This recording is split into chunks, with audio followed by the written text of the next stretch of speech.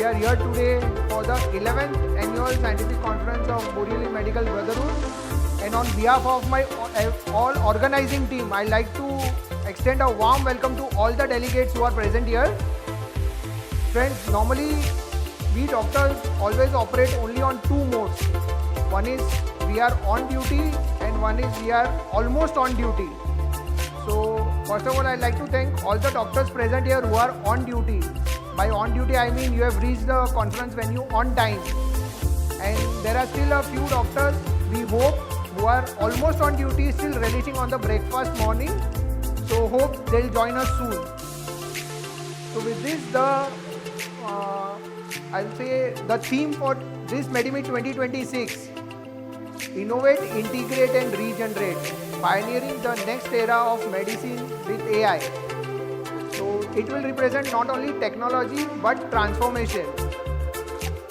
Medical field in today's era is at I would say very fascinating crossroad, wherein on one side of the road we have clinical experience, our intuitions and compassionate, which we have gained over a period of years, and on the other side there is AI, which can scan thousands of data in a couple of seconds. So the question which arises in all of our mind is AI going to replace doctors? And when you look from patient's perspective, maybe after a couple of years it would be, is AI better than doctors? So Jimmy ma'am, what is your take on this? Thank you, Dr. Jignesh. Wow, that's a scary thought. Is AI going to replace doctors or AI going to be better than doctors? Well, should we be worried? I think if AI can handle our night calls, night duties, take our unexpected 3 a.m. emergency call, and most important, if they can answer our patients and relatives' question, common question, Doctor Saab, par Google pe to ye bataya hai, then yes, we should be worried. But let's be honest. AI can maybe read radiology scan faster than us, predict disease trends, understand the treatment protocols, but what it cannot do, and I'm sure you all agree, it cannot be empathetic towards our patients with reassurance, cannot calm our family's anxiety with human warmth, and cannot understand a patient's fear without having to speak for it. So, that responsibility lies totally with us. So what is AI? What is AI like to us? I'm sure everyone would have had, at some stage in their life, come across this person, a junior resident. So AI is like a junior resident who knows everything, who's very hardworking, knows every research paper, intelligent, but it still needs something, and that's supervision. And that supervision is us. So exactly, ma'am. So when we say integrate, we mean to integrate the newer technology, the newer treatment modalities into our practice. When we say innovation, so those innovations we need to blend into our practice. We are not going to replace it with our practice. So practice will definitely have a human touch. And when we say regenerate, by regenerating we means to provide good patient care and to create a proactive healthcare systems. So it won't be man versus technology or man versus machine. The medicine, future era of medicine would be doctors with machine, and that is going to redefine the healthcare of the patients. So ma'am, what would be the vision behind this MEDIMEET 2026? Okay, so over the course of this 1.5 day in this conference, we will, with this theme in mind, we will explore groundbreaking ideas, learn from pioneers in AI-driven medicine, discuss ethical challenges, and I'm sure we will all do Google some AI term under the table because we are not aware. We as doctors, we are not much tech-driven. But beyond this technology, this conference is about vision, where we doctors are willing to adapt, learn, and lead with confidence. So innovation does not start with technology, but it starts with mindset. And that mindset is ours. So ma'am, a lot more speaking about the theme, but what about the event? Well, the event is, as you all will be seeing, for how fantastic event we have. So with this, we would like to thank all our esteemed speakers that you will be hearing over the course of 1.5 day. Our platinum sponsor, New Winds Hospital, our gold sponsor, Neon Laboratories and Heart and Vascular Super Speciality Hospital, our gift sponsor, Glennon Healthcare, all the trade participants, our evening gala dinner co-host Pulse Diagnostic, and last but the most important, my beautiful audience, our delegates. So and madam, what about the gifts? Well, BMB is known to give generous gifts. BMB, yes, I think all the delegates have now got used to this thing, Jignesh. Yeah.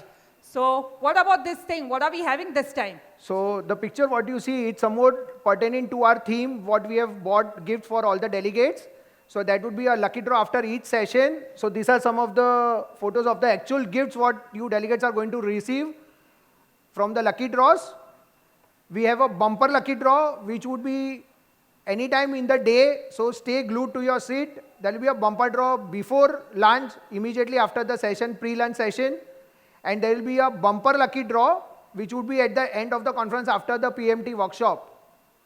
So we closely monitor, जैसे कहते हैं ना stock market में रोज नजर बनाए रखनी चाहिए. So one inside information what I'll give is buy gold and silver tomorrow.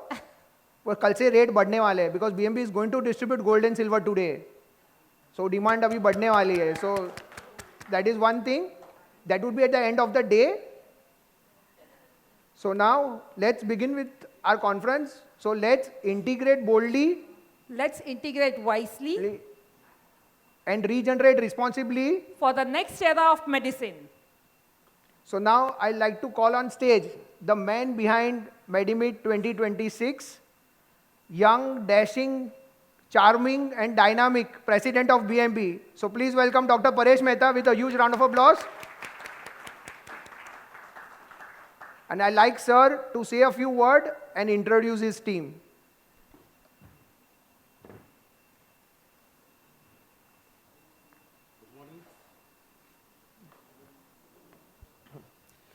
Good morning, everyone.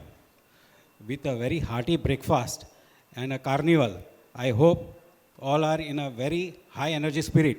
So, good morning, everyone. So, I really thank all my BMB members to attend this MEDIMEET 2026. And you already know the theme. It is a very good theme. It is the recent theme which we need to be aware about. And we have got an excellent lineup of speakers for today and tomorrow, and I hope you enjoy this MEDIMEET 2026. Let me introduce my organizing team for MEDIMEET 2026. First of all, I would like to request our face for MEDIMEET 2026, organizing chairman, Dr. Ashish Modi.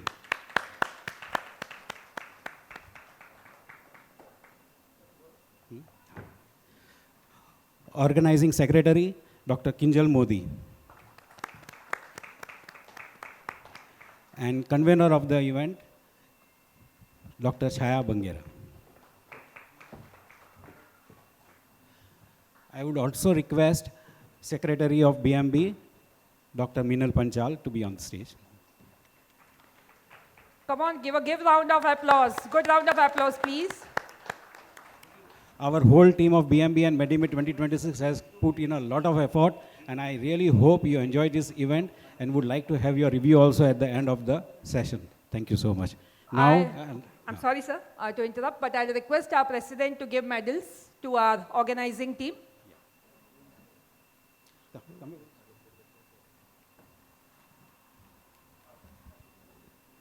Organizing Chairman Ashish Modi, sir.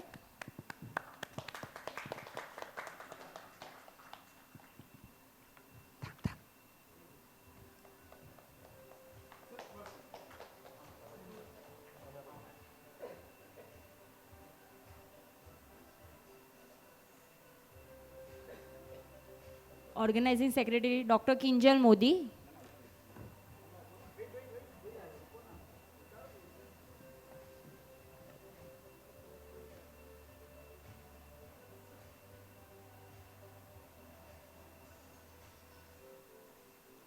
Convener Dr. Chaya Bangera.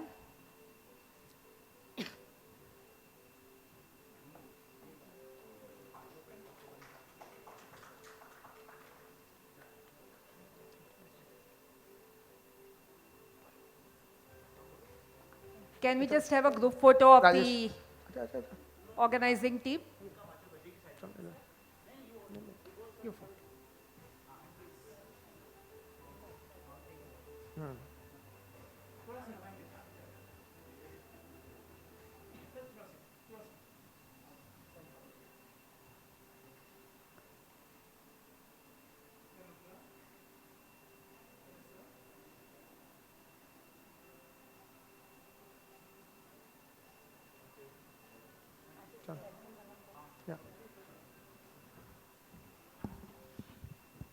I now officially declare MEDIMEET 2026 open, and I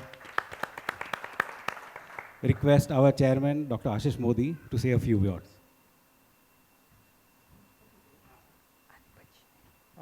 Good morning, everyone. I welcome all of you all to this wonderful venue at Novotel.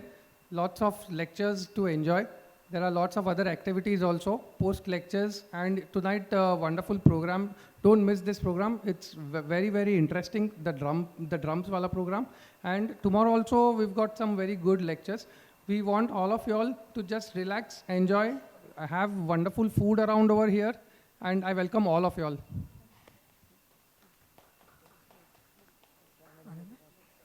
So now I'll request our convener, Dr. Chaya Bangera, to kindly inaugurate MEDIMEET 2026.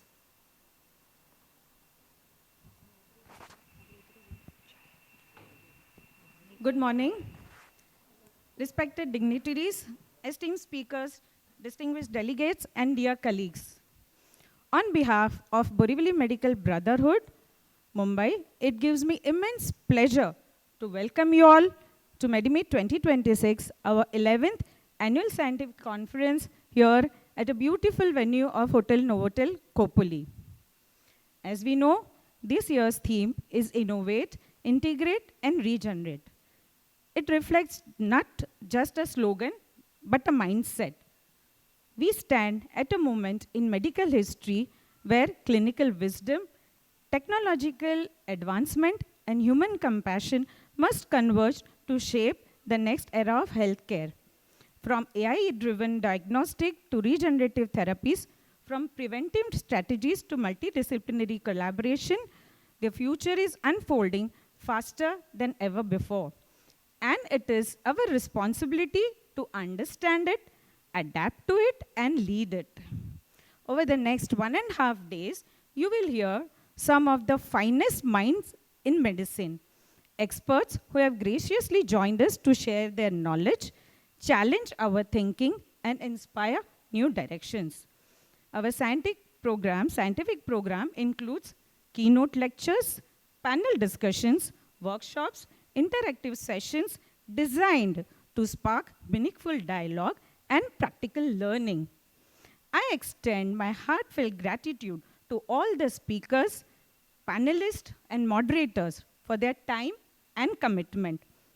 To every delegate present here, thank you for choosing to invest your time in learning, sharing, and growing together. Conferences like this thrive because of your enthusiasm and participation. I, Dr. Chaya Bangera, as the convener of MEDIMEET 2026, assure you that the organizing team has worked tirelessly to curate a seamless, enriching, and memorable experience. I encourage you to engage deeply, ask questions, network widely, and take back insights that will strengthen your practice and benefit your patients. Let us begin this journey of innovation, integration, and regeneration together. Thank you and welcome once again. Going further, I will like to call people near the dignitaries near the stage for lamplighting. We start with Dr. Paresh Mehta, the President, Secretary, Dr. Meenal Panchal, Immediate Past President, Dr. Jignesh Mehta, Vice President, Rajesh Panchal, Organizing Chairman, Dr. Ashish Modi, Organizing Secretary, Dr. Kinjal Modi, our trustees, Dr. Yogesh Shah, Dr. Bipin Doshi, Dr. Vasant Khattav sir, platinum sponsor, Dr. Manoj Rajani, Dr. Dinesh Singh, Neuro Care and Multi-Speciality Hospital, golden sponsor Neon Lab, Mr. Pankaj Sharma, gold sponsor Heart and Vascular Super Speciality Hospital, Dr. Amit Gangwani, keynote speaker Dr. Professor Kulkarni, and MMC observer Dr. Rajendra Kumar. Kindly gather near the stage for lamplighting ceremony. To attend this MEDIMEET 2026, and you already known the theme. It is a very good theme. It is the recent theme which we need to be aware about, and we have got an excellent lineup of speakers for today and tomorrow, and I hope you enjoy this MEDIMEET 2026. Let me introduce my organizing team for MEDIMEET 2026. First of all, I would like to request our face for MEDIMEET 2026 organizing chairman, Dr. Ashish Modi.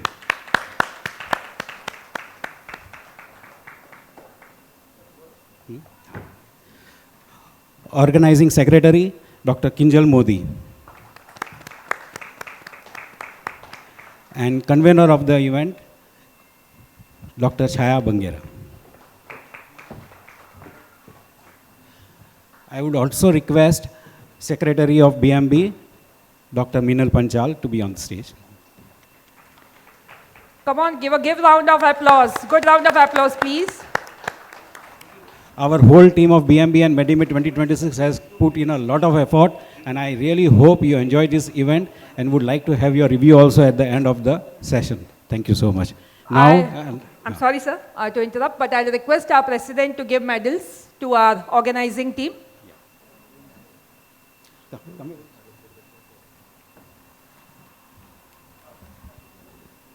Organizing Chairman Ashish Modi sir.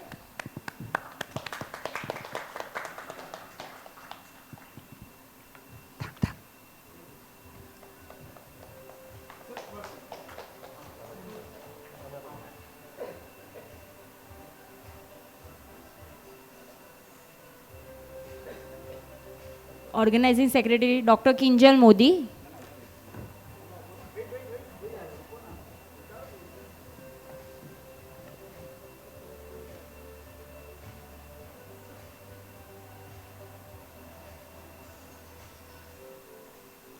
Convener Dr. Chaya Bangera.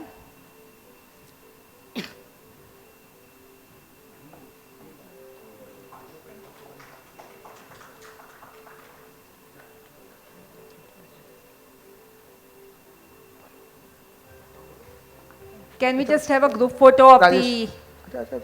organizing team? You photo.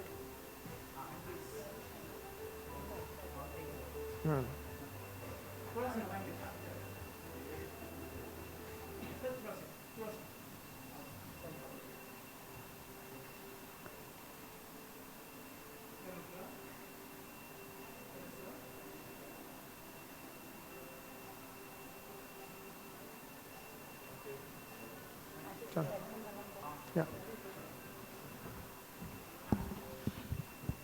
I now officially declare MEDIMEET 2026 open, and I request our chairman, Dr. Ashish Modi, to say a few words.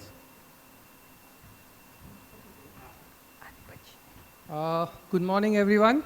I welcome all of you all to this wonderful venue at Novotel. Lots of lectures to enjoy. There are lots of other activities also, post lectures, and tonight wonderful program. Don't miss this program. It's very, very interesting. The drums wala program, and tomorrow also we've got some very good lectures. We want all of you all to just relax, enjoy, have wonderful food around over here, and I welcome all of you all.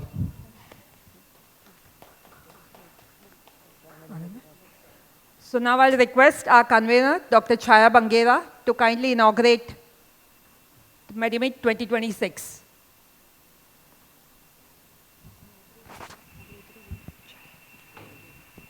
Good morning.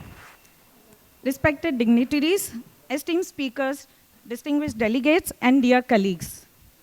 On behalf of Borivali Medical Brotherhood, Mumbai, it gives me immense pleasure to welcome you all to MEDIMEET 2026, our 11th annual scientific conference here at a beautiful venue of Hotel Novotel, Khopoli. As we know, this year's theme is Innovate, Integrate, and Regenerate. It reflects not just a slogan, but a mindset. We stand at a moment in medical history where clinical wisdom, technological advancement, and human compassion must converge to shape the next era of healthcare. From AI-driven diagnostic to regenerative therapies, from preventive strategies to multidisciplinary collaboration, the future is unfolding faster than ever before. And it is our responsibility to understand it, adapt to it, and lead it. Over the next 1.5 days, you will hear some of the finest minds in medicine, experts who have graciously joined us to share their knowledge, challenge our thinking, and inspire new directions. Our scientific program includes keynote lectures, panel discussions, workshops, interactive sessions designed to spark meaningful dialogue and practical learning. I extend my heartfelt gratitude to all the speakers, panelists, and moderators for their time and commitment. To every delegate present here, thank you for choosing to invest your time in learning, sharing, and growing together. Conferences like this thrive because of your enthusiasm and participation. I, Dr. Chaya Bangera, as the convener of MEDIMEET 2026, assure you that the organizing team has worked tirelessly to curate a seamless, enriching, and memorable experience. I encourage you to engage deeply, ask questions, network widely, and take back insights that will strengthen your practice and benefit your patients. Let us begin this journey of innovation, integration, and regeneration together. Thank you and welcome once again. Going further, I will like to call dignitaries near the stage for lamplighting.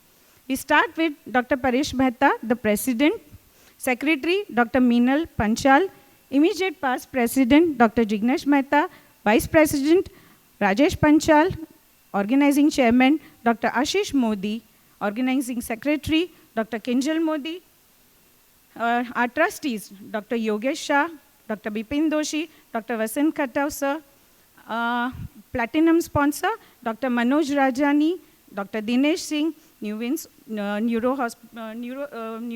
Care and Multi-Speciality Hospital, our golden sponsor, Neon Lab, Mr. Pankaj Sharma, gold sponsor, Heart and Vascular Super Speciality Hospital, Dr. Amit Gangwani, keynote speaker, Dr. Professor Kulkarni, and MMC observer, Dr. Rajendra Kumar. Kindly gather near the stage for lamplighting ceremony.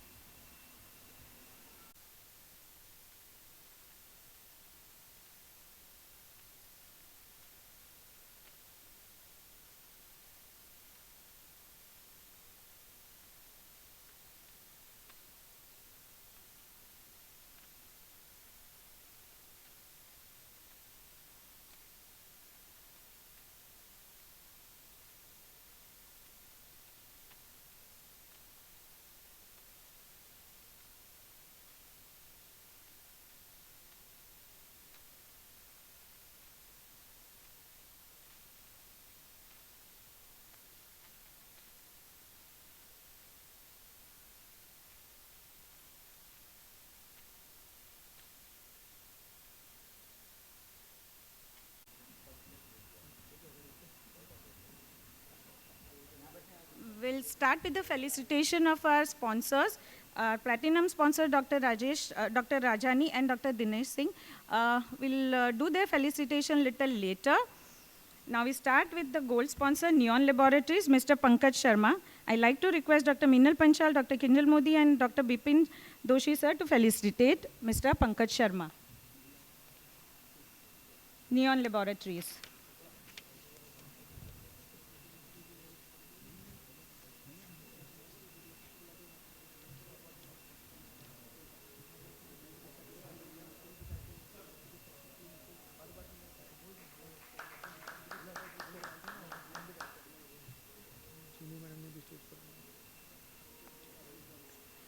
I'll also like to call upon Dr. Jimmy Desai to come on the stage. Our next sponsor, gold sponsor, Heart and Vascular Hospital, Dr. Amit Gangwani. Even his felicitation will do little later. Now the felicitation of trustees, Dr. Yogesh Shah sir, to be felicitated by Dr. Paresh Mehta and Dr. Ashish Modi.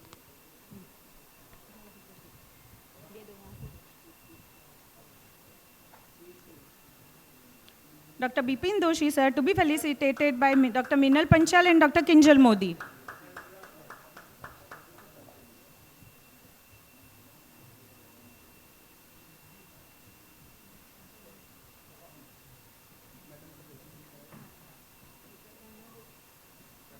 And Dr. Randa Doshi ma'am also to join us on the stage.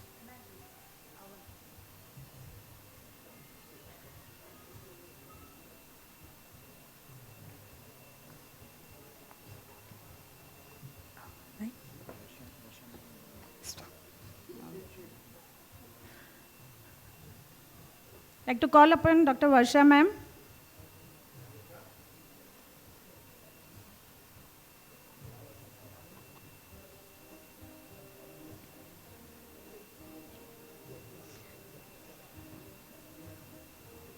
Next, a felicitation of Dr. Vasant Khatau sir by Dr. Jignesh Mehta and myself.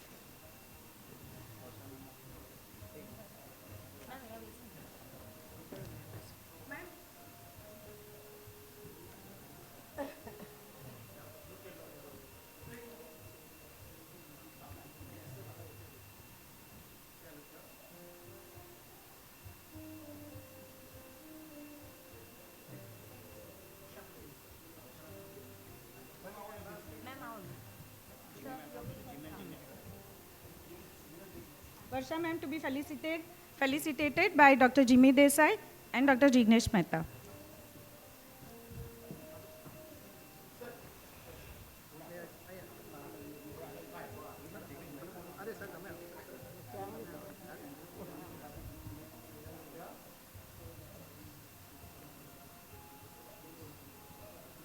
Our MMC observer, Dr. Rajendra Kumar Itkare, he'll be felicitated little later.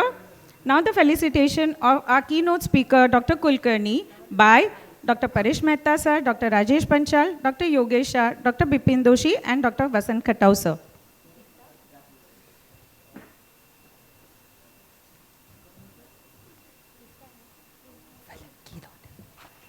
Keynote. Hello.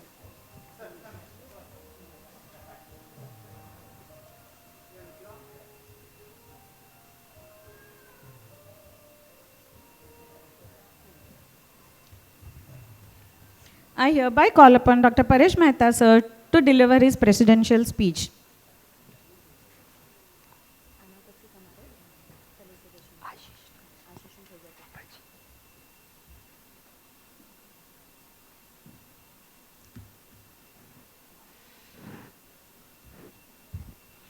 Once again, good morning and big welcome to all the members.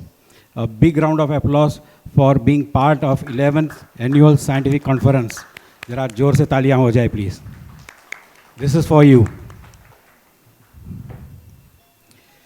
Respected dignitaries on stage, our keynote speaker, Professor Dr. S.V. Kulkarni, sir. Our main scientific grant sponsors, Dr. Manoj Rajani and Dr. Jinesh Singh, platinum sponsors. Then our gold sponsors, Neon Laboratories, Mr. Abhay and Shubham Kadam. Gold Heart and Vascular Super Speciality Sponsor Hospital, Dr. Amit Gangwani, and Antariksh Bijan. Our advisory board and also trustees, Dr. Bipin Doshi sir, Dr. Vasant Khatau sir, and Dr. Yogesh Shah sir. Other our advisory board, Dr. Jignesh Mehta and Dr. Rajesh Panchal. MMC observer, Dr. Rajendra Kumar Gundappa, most likely will be coming in some time.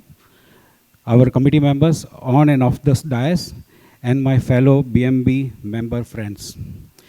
It is with great pride and enthusiasm that we are starting this conference.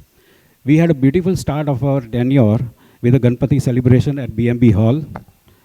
Then we had a Don Bosco school health checkup, blood donation drive with 53 bottles collected this year, which was itself a history in making. Mini meets at BMB Hall and also at other banquet halls. Our BPL tournament, which we held regularly every year, this year also it was held. And it was a participation of almost 6 male teams and 2 female teams.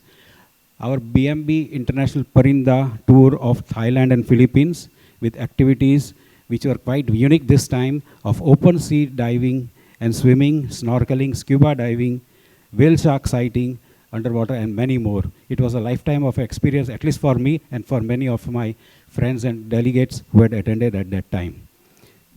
In collaboration, we also had an AI workshop, musical show, and Healing the Healers, making the health of mental health, thinking about the mental health of our doctors. We had kept one talk on healing the healers. It was very well attended by all the attending doctors. Thank you for all this support that we have been receiving till now, and I hope we receive the same type of support in our future endeavors also. Some of the future plans which we would like to list out, and also we like to be you to be the part of this are, I would title these as us to them. That means us as doctors and them as a society. So collaborating with more BMC schools and various schools like old age schools, also old age homes, and other rural areas where we can go out and do a health checkup, give proper treatment and advice as and when required. So we have got a lineup of this type of activities where this type of social activity will not only enrich the people but also enrich us also. Second and the most important thing is organ and body donation. More awareness is required, not only for the common public but also for doctors. We have got many inquiries for body donation, organ donation, but at the right time we may not be able to give the right advice to the person and the time goes by. So we are going to frame up a proper guidelines for our BMB members as to who to advise, who to consult at a proper time, so that a body or an organ does not go waste. So that is a big project that we will be implementing in this tenure of 2 years. Now, from them to us. Now, if we are thinking about the society, so at the same time, we should also think about ourselves. We have seen that doctors also give very good advice to the patients. But when it comes to the implementing of the same advice by the doctors themselves, they are lacking in it. So for that thinking in mind, we are under the Membership Welfare Committee headed by Dr. Manoj Rajani and Dr. Lata Mehta. We have planned out 2 types of projects. So first thing is that we like to involve all our members into a physical activity like Zumba, dance, and also mental activity like yoga, so that their overall health being improves over a period of time. And this is not a simple Zumba or yoga. We are going to have an inflammatory marker test done prior to the project and after the project gets over. So we know where we are heading and whether we are definitely getting benefit out of it or not. And if we are getting benefit, it will be a plus point for all of us. So I would like all of you to get involved in this activity as and when it is announced. Issuing of ID cards. This was done prior, much prior. I would say 15 years back we had ID cards. So we are going to update those ID cards again so that all members can use these ID cards in terms of emergency, hospital visits, and also all important details will be listed in that ID cards. Now to our activities that we will be planning out in the future year. from June to September next year, current year, we'll be having 3 types of physical activity like football tournament, BPL, and also trekking. Trekking, still now we have not been doing it very regularly, so I'm going to introduce this, and I want you, whosoever can, should go take part in a mild, moderate, or a difficult type of activity as per your fitness level. And that fitness level will be knowing by the physical activity courses that we'll be implementing in due course. Our next international tour, कब करना है? बोलिए. Next international tour will be in 2nd week of December this year.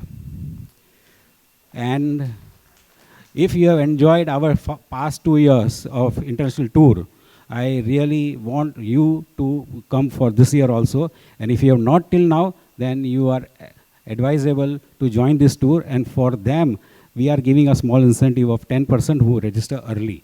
This is the first time that we are introducing the date of international tour early on. तो बाद में ऐसा नहीं होना चाहिए कि हमको पहले नहीं बोला.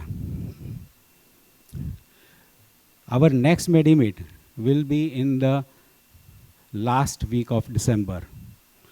I want more attendance because the program, the effort that we are putting should go to each and every our BMB members. So whosoever has come, please tell your colleagues, friends also that how we are managing this MEDIMEET and how it can benefit other people, other members also. So last week of December, next MEDIMEET. Venue भी मालूम पड़ जाएगा और location भी, मतलब location भी मालूम पड़ जाएगा. थोड़ा धीरज रखिए, आज का MEDIMEET हो जाने दीजिए, बाद में नक्की करेंगे, ठीक है. Last but not the least, this all is possible. I am very, very clear. All this is possible only and only because all your support. And I want your support for each and every event that we are implementing. So आप सबके लिए तालियां बनती हैं. Thank you so much. Keep supporting BMB as always you are doing. Thank you.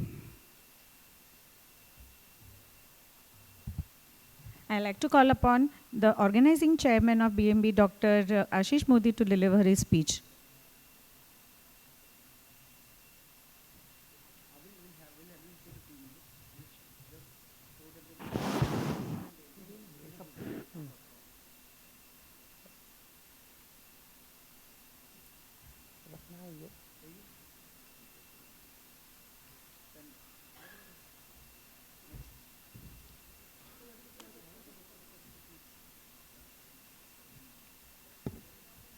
Good morning. So respected senior faculty, distinguished guests, dear colleagues and friends. It gives me immense pleasure and pride as the organizing chairman to welcome you all to MEDIMEET 2026 here at this beautiful Novotel property. So we are truly honored to have around 80 esteemed doctors gathered under one roof for this 2 to 3 days of learning, collaboration, innovation, and celebration. This year's conference, MEDIMEET 2026, is centered around a theme that is transforming the very fabric of healthcare, and that is artificial intelligence in medicine. So artificial intelligence is no longer a concept of the future, it's the reality of today. From predictive diagnostics and radiological interpretation to robotic surgeries, personalized treatment plans, and smart hospital management systems, AI is revolutionizing the way we practice our medicine today. So over the next 2 days, we will explore how we, as clinicians, can harness this powerful technology to improve accuracy, efficiency, and patient outcomes while still preserving the human touch that defines our profession. We have curated an exciting program for you. So, it is featuring educative lectures by eminent speakers and thought leaders who will share their practical insights, case-based discussions, and real-world applications of AI in various specialties. So their sessions are designed not just to inform, but to inspire and to encourage us to rethink our approach, adopt innovation responsibly, and prepare ourselves for the next era of medicine. But Medicine 2026 is not only about academics. We strongly believe that the best conference blends knowledge, networking, relaxation, and enjoyment. and that is what BMB is known for. So we have also ensured that your culinary experience matches the intellectual feast. Please indulge in the sumptuous meals thoughtfully arranged for you. From refreshing breakfasts to elaborate lunches and delightful dinners, we hope every bite adds to our overall experience. After all, great ideas often begin over great food. So adding a touch of excitement, we have even arranged bumper prizes and engaging activities throughout the conference. So do participate wholeheartedly. You never know who might be the lucky one to get the gold coins or the silver coins. So learning is a serious business, but celebration is equally important. So as the sun sets, the energy continues. Our evening entertainment programs have been carefully planned to help you unwind and enjoy the vibrant spirit of togetherness. So let us relax, laugh, celebrate our shared journeys as healers. Make the most of this wonderful property, enjoy its amenities, take a stroll, rejuvenate, and return refreshed for the next day's session tomorrow. Organizing MEDIMEET 2026 has been a good team effort, and I sincerely thank every member of the organizing committee, our faculty, our sponsors, and partners who made this possible. Most importantly, I thank all of you for your presence. Your participation is what gives this conference meaning. So over the next 2 days, let us learn with curiosity, discuss with openness, celebrate with enthusiasm, and return to our practices empowered with new knowledge and renewed motivation. Once again, welcome to MEDIMEET 2026. Let us make this conference memorable, meaningful, and truly transformative. Thank you, and I wish all of you all a wonderful 2 days ahead. Thank you, Dr. Ashish Modi. I'll now request Dr. Jignesh Mehta and all the trustees to kindly felicitate our convener, Dr. Chaya Bangera.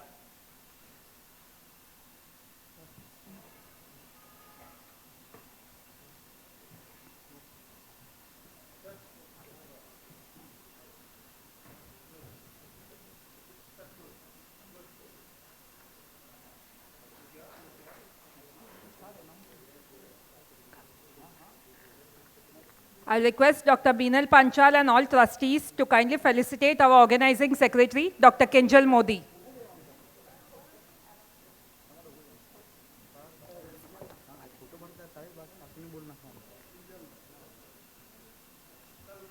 And now I'll request Dr. Paresh Mehta and all the trustees to kindly felicitate our organizing chairman, Dr. Ashish Modi.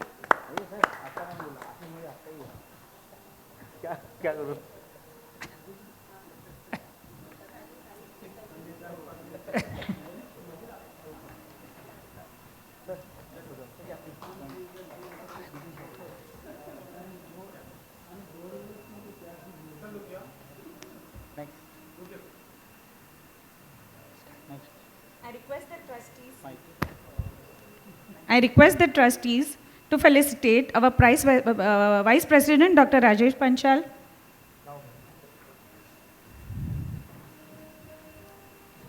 our immediate past President, Dr. Jignesh Mehta,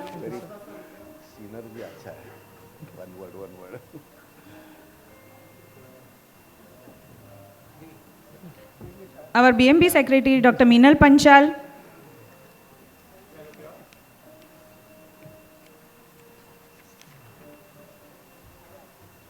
and our President, Dr. Paresh Mehta. जरा चेकच B point share कर सही और Kinjal Modi sir express कर thanks express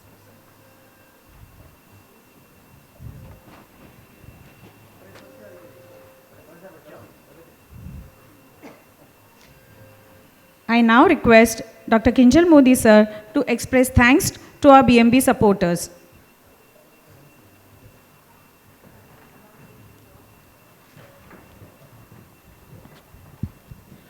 Good morning, all of you.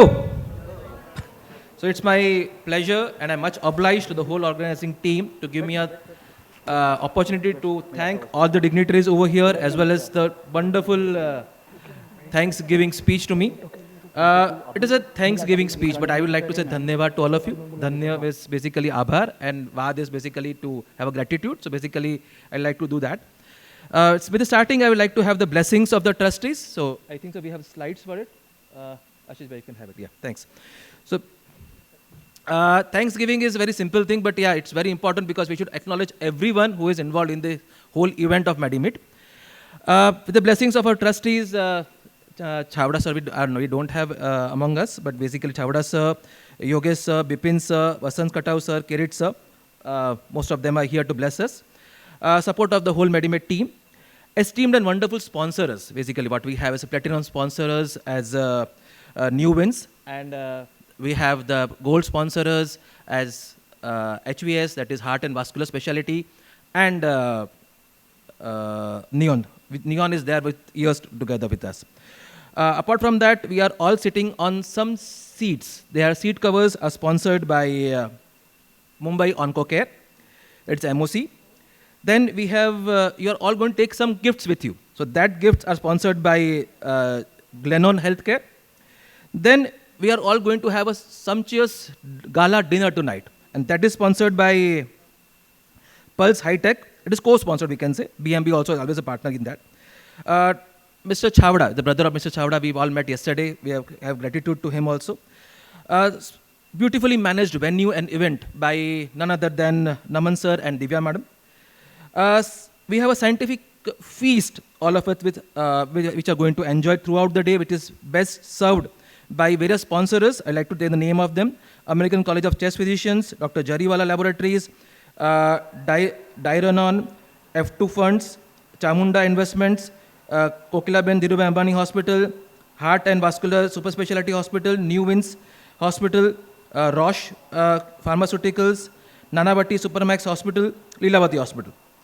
Apart from that, I'm also obliged to welcome IMMC Observer, Dr. Rajendra Kumar Gondappa Iktre. I'm sorry if I have not spelled the surname correctly. Definitely, yeah, trade and pharmas are always supporting the MEDIMEET, and among them are Neon, WINS, MOC, Glennon, HVS, Sandral Pharma, and Hitro Pharma, Chamunda Investments, Rumi's Diamond, F2 Funds, Biotic Pharmaceuticals, RMPTL, MacLeods, Glennex Research India, and Linux CNS.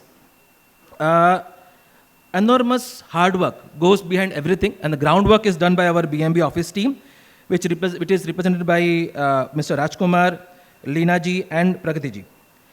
A special dhanyavad to the venue, which is Novotel Imagica, photography by Mr. Sunil Sharma and his team, and audiovisual Mr. Datta. Also, I would also like to have my gratitude towards my organizing chairman, Mr. Ashish Modi. I am the organizing secretary here. Convener Chaya madam, scientific secretary is Jimmy madam, and Kajal. She is not here around with us, but she has given a lot of support to us. The whole managing team behind this, because everything is required perfection to have you in the comfort over here. Also like to thank IPP, Mr. Jignesh Bhai, Treasurer Pratik Bhai, Secretary Meenal Madam, and President, none other than under whose leadership the first MEDIMEET is organized over here. And not the first for us, but basically under him. So he is a leader and guiding us towards new heights, none other than Dr. Paresh Mehta. And last but not the least, all the speakers and the wonderful audience, we're all together, we'll all enjoy the MEDIMEET. Thank you so much. Thank you, sir. It was a wonderful speech. Would like to hear something from our stalwart trustees. So I'll request Bipin sir to have a few words.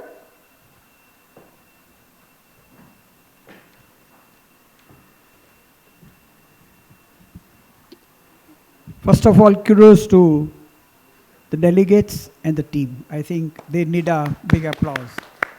I'm not going to make a lecture. I'll just tell three things which I just thought about. The first thing is, let's decide that in next 5 years, we have a bigger premises than what we have. Are you all ready with me? Now you are one level up than what we were. So I think there must be some concrete things to happen. Second thing, which I always feel that doctors are very poor in their wealth management and how to create the wealth, how to make money. I learnt that at very late age of my life. But I think BMB should also work on something by which we can learn how to create more wealth, how to earn more money. It's very important in our life. The third thing which I always feel that AI is not only, the theme is very good. AI is not only the You know, as Ashish has rightly said, I've seen Ashish when he was 1.5 years old, you know. So Ashish is very good at this and we should go further on this. तो कोई AI एक ऐसी चीज़ है कि वो बता देता है कि आप कौन सी गर्लफ्रेंड के साथ घूम रहे हैं और वो ये भी बता देता है कि आपकी वाइफ पीछे है कि नहीं. No, that is what the AI is all about. So we should do that. And third thing which I always want to tell you people is if you really want to strengthen your association, you should have a large number of people coming for your program. Today, obviously, it's wonderful, but still I would tell you that if we are 1800 doctors and if our presence is about 100, it talks about that we are missing somewhere. Next time when you come, see that you don't come alone. You bring your 5 friends with you to attend the conference. So I think few lessons we have to learn. What we have done in past is important, but let's decide what we want to do in future. So these are the 4 points which I would like to share with you. Thank you very much. Thank you, sir. We'd like to request Yogesha, sir. Sir, few words. Khadao, sir. Yeah, so we'll conclude our this thing. Chaya, madam. I'd like to call upon Dr. Ashish Modi to introduce our guest speaker, Dr. S.V. Before that, Kulkarni. ma'am. Before that, I'll quickly request the organizing committee to please be on stage for a group photo. Fast. Ma'am, Lata ma'am, the first lady, please ma'am. Manish sir, the entire BMB team.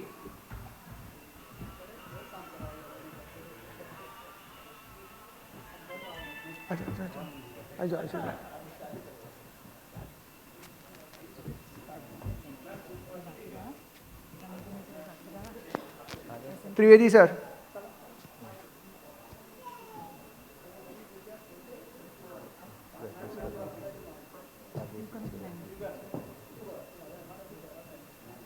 તમે થોડો પાછળ હા જગ્યા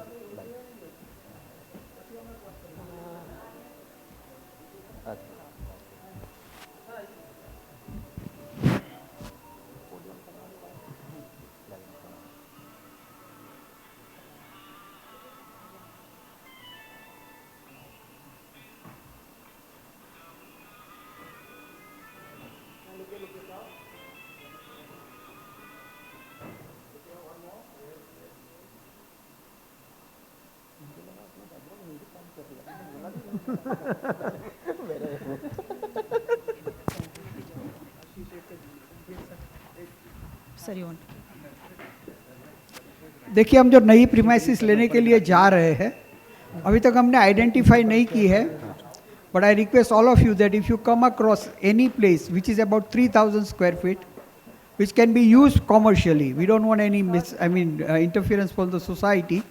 I can tell you, I myself will be able to bring at least 5 crore of rupees from the CSR fund. So please work very hard with me. Thank you.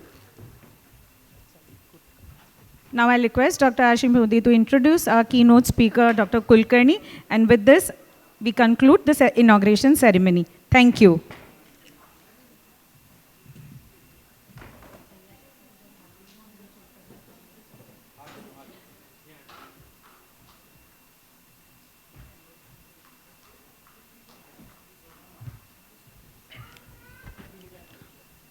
Yeah, good morning everyone.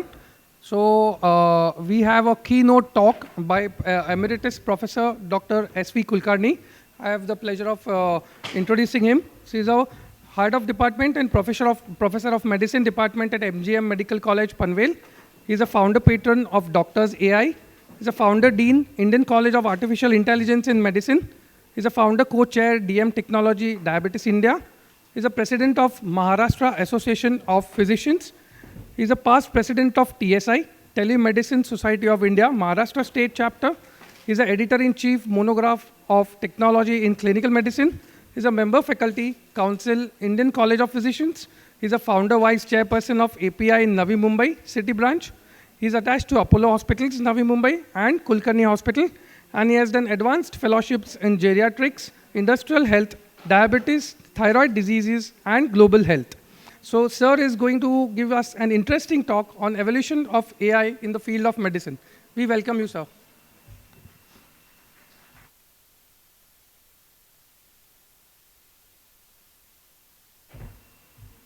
Good morning, everybody. Thank you, Ashish, for all the pains, and he has been really very crucial person to get me here as a faculty. How many of you are having Airtel connections? How many of you are? How many of you have claimed free perplexity? 17,000 rupees gift from my side. I cannot give you Chandi Sona, but you go to the app of perplexity, and there you will find claim perplexity. That will be helpful to you. So, full appreciations to the vision of organizers in selecting the topics. I have seen the other topics also, and let us start a journey to the future of medicine.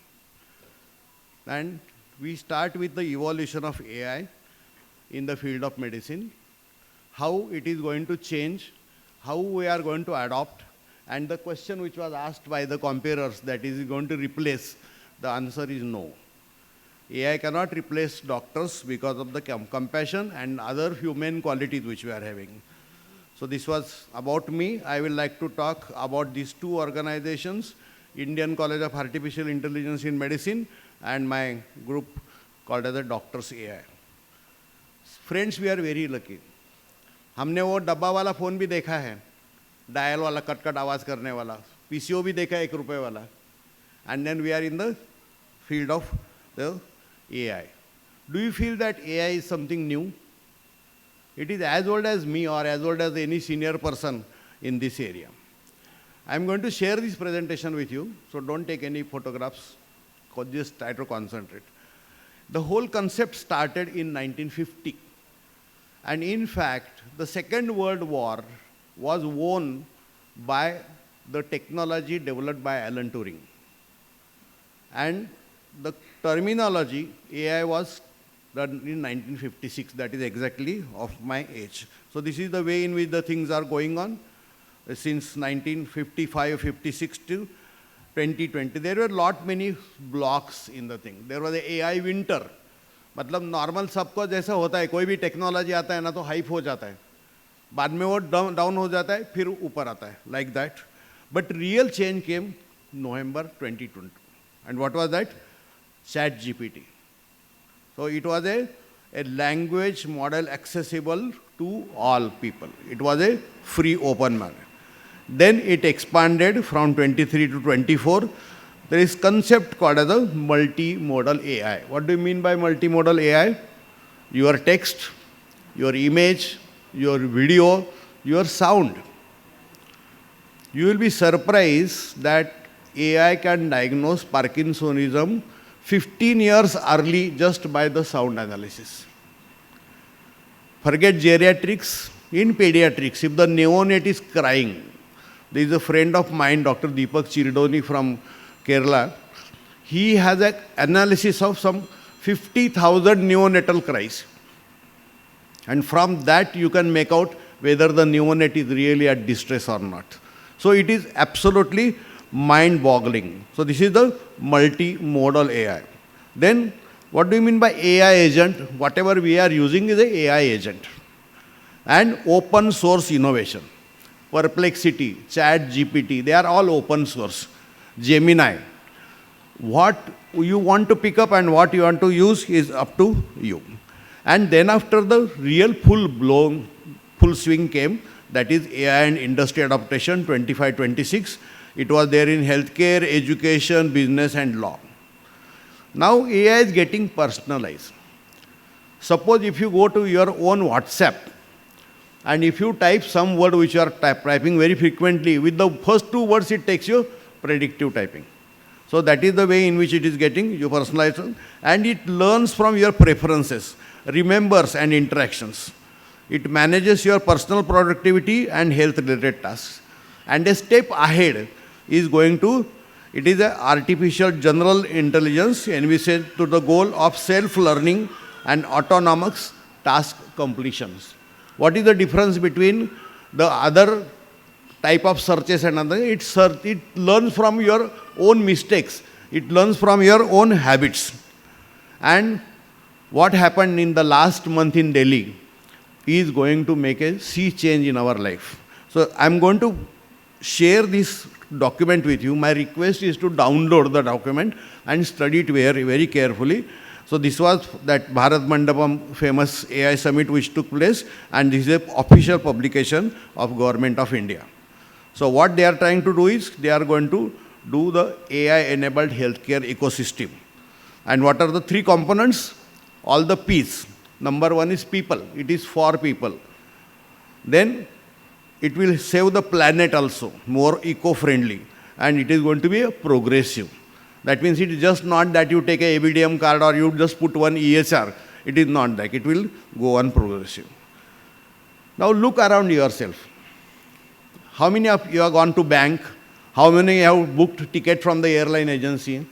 Travel, banking has progressed. But we doctors, medicos, we are laggards in the tech adaptation. What is this tech adaptation?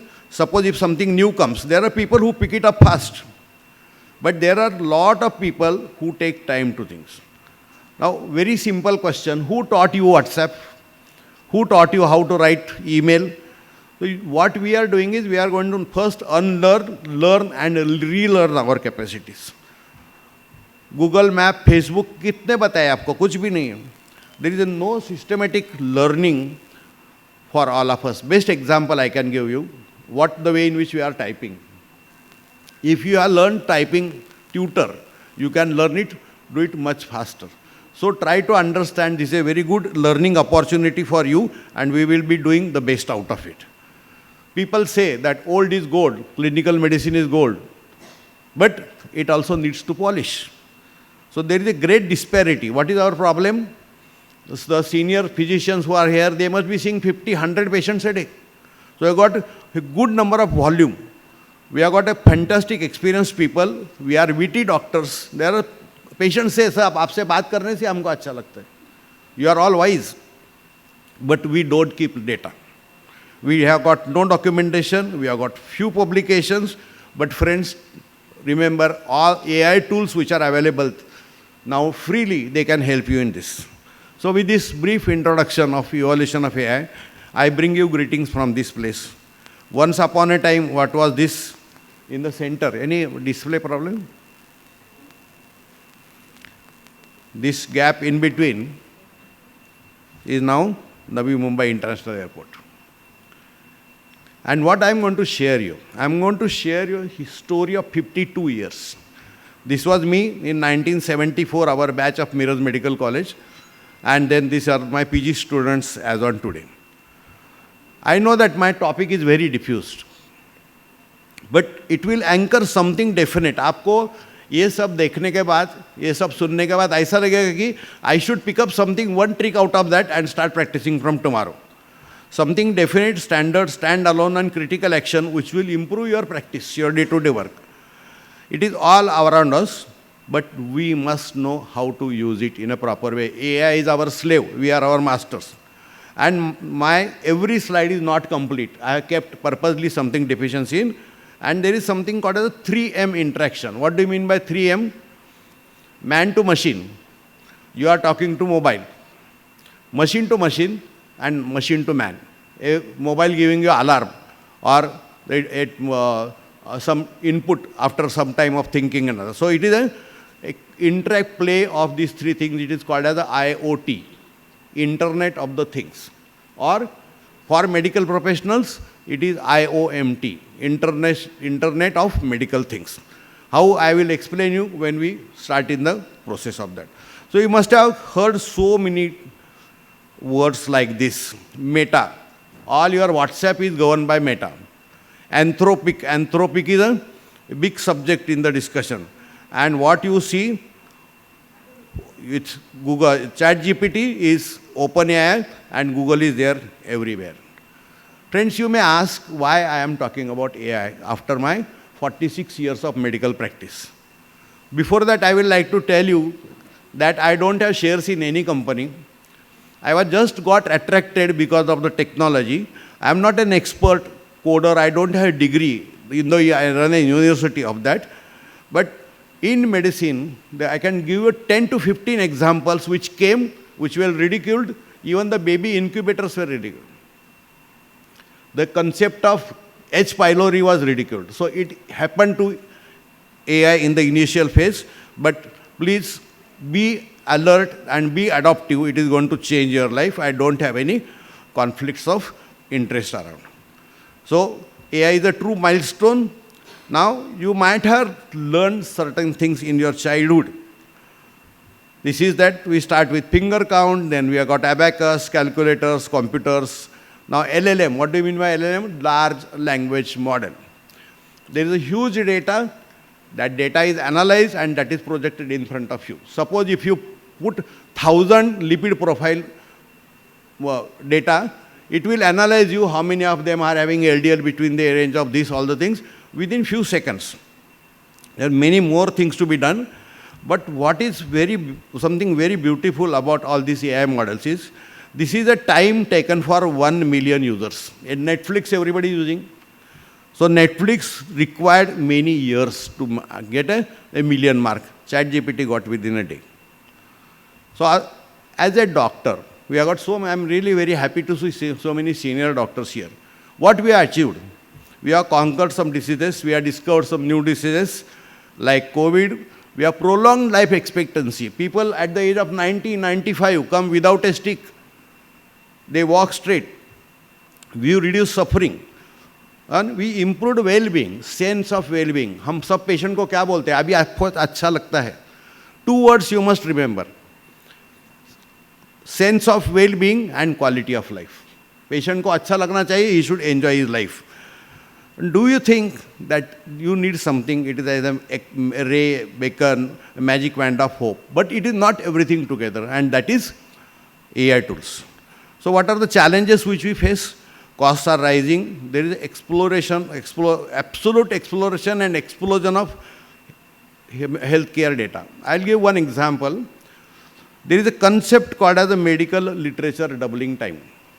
In 1956, it was 50 years. Now it is few days.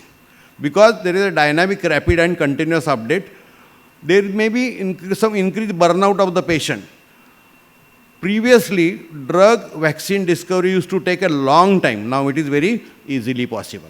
So what we are doing, there is something called as a DIKW pyramid. What is that? Data, information, knowledge, and wisdom. So AI helps to bring up this arrow very fast. What are the advantages? Why you should adopt AI? First of all, it saves time, money, and efforts. The torture, trouble of travel and anxious waiting time. Best example is telemedicine, which you all practiced in COVID time. The huge volumes are handled very quickly. But at the same time, friends, please remember, it increases your serum level of confidence, concentration, competence, enthusiasm, and it makes you to accept the things and learn with the next generation. So apart from speed, cost, availability, versatility, and multimodal inputs, analyzing all the 4 things together. These are the famous words of a person called as Geoffrey Hinton. He thought that there was moving into a period where for the first time ever, we may have things more intelligent than us. Or more, I can say, more like a workhorse. Why we should adopt AI? This is a line where our clinical performance, this is the standard of care, but if you use AI tools, it will increase your way of looking at the things. So this was an editorial which I wrote in our flagship journal called as the Journal of Association of Physicians of India, that how India is evolving from affecting the clinical medicine from calculators to ChatGPT. It is available on the... So let us start our journey. Let us start our journey from first MBBS. So what is A of anatomy? A of AI-enabled e-cadaver. No smell, nothing, and you will get something like this. What this person is wearing, this is called as a HMU, head mount unit. And it uses a principle called as a augmented reality and virtual reality. So you can see all the things as in the human anatomical thing. But it can turn into 3 subjects in one. It can take all the three subjects, B of biochemistry, P of physiology, you put it on the lever and it will give the Krebs cycle. In front of you, you will be in a position to see the three-dimensional protein structure. You can turn it around. Leucine kidhar hai, arginine kidhar se kidhar gaya. You can see it is a very wonderful way of learning. The same thing for physiology. There are sites which can tell you about 132,000 molecules and chemicals in our body. From first MBBS, we come to pathology. And this is not Harvard or Stanford. This is Kolhapur. This is my niece who is practicing a tele-oncopathology, and you can see a RBC of the size of a tennis ball on the screen. And you can go down and down with the help of AI. This is an app called as the HistoViz. With that HistoViz, you can go still down and even you can get some certain bigger advantages which you might not have thought of. Now you have got a slide of a tumor. So what it is going to tell you, whether it is malignant or benign, site of origin, many physicians may be there. You get an X-ray with multiple nodules, cannonballs in the chest. We don't know what is the origin. It can tell you about origin also, structural genomic changes, whether it will respond to the treatment or not, and the prognosis. So this is a system called as the EMPAIA, Ecosystem for Pathology Diagnosis with AI Assistance. I'm not going to go too much into the details because all these things, depending upon your interest, you can go on reading it. The next word is going to be microfluidics. What do you mean by microfluidics? You use very small amount of tissue, very small amount of liquid to diagnose so many things.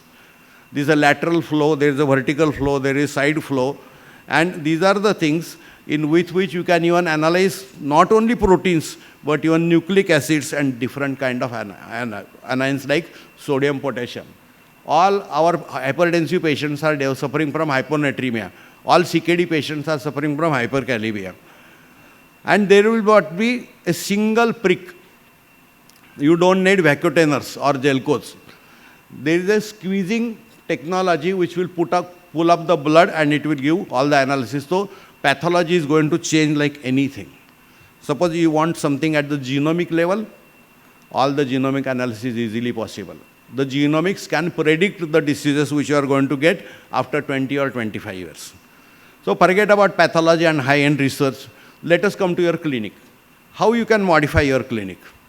In your clinic, there are some 10 things which you can monitor with the help of AI. And you don't require so many medicines, so many instruments around. All can be combined with 1 or 2 maximum. Let us take example of a simple pulse oximeter. Pulse oximeter gives you pulse, oxygen. But if I'll tell you that it gives respiratory rate, and if it gives something called a perfusion index. Perfusion index जैसा low हो जाता है, वैसा patient serious हो जाता है. So if you can monitor the perfusion index as a Bluetooth technology with your EHR, you can pick up the deteriorating patient 6, 8, 9 hours before that. It is one of the most beautiful thing which can happen, especially in Mumbai में तो अपने को मालूम है, the rainy season, all the patients are getting so sick.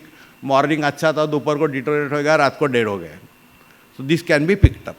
Now, obesity is the biggest problem. There is no point in telling your BMI. I want you to know your body composition analysis. आपका central obesity है, more in the neck, more in the center, more in the buttocks, more in the calf. So it can all be done. If you are keeping a proper record of your patients, it will tell you the type of. Now, my hospital is at a distance place. I am just using my Bluetooth technology and I can listen to the heart sounds of my. These are all Indian things. AI stethoscope by called as the IU devices. There are 4 or 5 competitors in right now. For a BP apparatus, I don't require a tube. I don't require a bulb. So the BP apparatus fits on my arm. I can use it in my exercise BP apparatus. And then these are validated BP apparatuses. You can use it. They are they will be marketed only because they are validated. From BP, suppose if somebody here gets a chest pain and you want to take a ECG, you don't need anything else. It's a small putty, alloy core. Keep it in front, the both hands here, one on the leg, and it will give a 6-lead ECG. We can diagnose a MI with that. But what else ECG can do? ECG can do so many things. It will identify the age and sex, ejection fraction. Then many gynecologists must be here. There is a horrible condition called the peripartum cardiomyopathy. If you can pick it up earlier, it can pick up hyperthyroidism, hypothyroidism. It can even give a clue regarding presence of anemia. Abhi ye ECG, suppose if you have got a person who has got quad amputation, how you are going to take the ECG? So there is one Dr. Parale from Solapur. He has devised a jacket with which you can take the ECG of that person and monitor it. Radiology kidhar gaya? There need not be a radiology department. Everything is online. And what radiologist AI can do in radiology? I got a shadow in the X-ray for right from my MBBS admission. So if you want to know whether benign or malignant or whether it is really progressing or not progressing, AI is going to help. These are all the standard references which I had given for you. This is it tells that it is definitely a malignant disease. But if I'll ask a question, can you diagnose diabetes from X-ray chest? Yes, it is possible. It has a meta-analysis of 156,000 patients from China, and it showed that the differential amount of fat in the mediastinum was a clue for development of diabetes. There are so many other things in pathology or radiology which it is called the IDOC radiology solution, CA breast risk prediction 97%, and reduced biopsy by 30%. So now from radiology, let us come to one more part. You are going to have a PFT workshop. Suppose I am COPD patient, air quality index is going down. I am on some medications which is going to affect my movement of lung. So this is a very simple way in which you can use this PFT which is connected to the phone, and it will tell you that looking at the data of air quality index, you are likely to get a exacerbation at 4 p.m. or 2 a.m. next day when the density is going down. Look at Khopoli. Khopoli has got a lot of industries around. So early in the morning, 2, 3, 4, the air settles down. And all the asthmatics, they come to you only at that time. So this is about lungs. Uske baad kya main problem apna diabetes. So these are the two things which have changed the diabetes management like anything. First thing was insulin, and second is called as CGMS, continuous glucose monitoring thing. This was a glucometer. This was the first CGM device. It took 22 years. Imagine how the way in the technology progresses and how lucky we are. Chat GPT के बाद उसके 10 भाई आ गए अपने पास एक साल के अंदर to help us. So this is but glucometer can be connected to a phone. वो सीधा जाके phone पर बैठता है, आपको बैटरी का जरूरत नहीं है. And it gives you analysis. It gives you the blood sugar variations. AccuCheck Instant is another blood glucose monitor which has got an app called as the My Sugar. With that, you can see that the sugar fluctuations are there. This is one of the example of CGMS, continuous glucose monitoring system. This is the patch which goes on your shoulder. There is some one which puts on your tummy also. So these are the same patients of the same HbA1c, but one is 0% time in range. This is 50% time in range. This is 100% time in range. This is not possible even by doing 7 times blood glucose. So these are the differences in the glucometers going on. But what has happened technologically? Previously it was a single needle. Now there are multiple micro needles, and they give a better blood sample and better analysis. So if you now from our finger, you see something like a ring. This ring is a multimodular gadget. These types of things are there already in the market. Some of them are validated, some of them are not validated, but they give a good idea of your blood pressure, heart rate, and other aspects of your day-to-day health activity. This is something from Israel.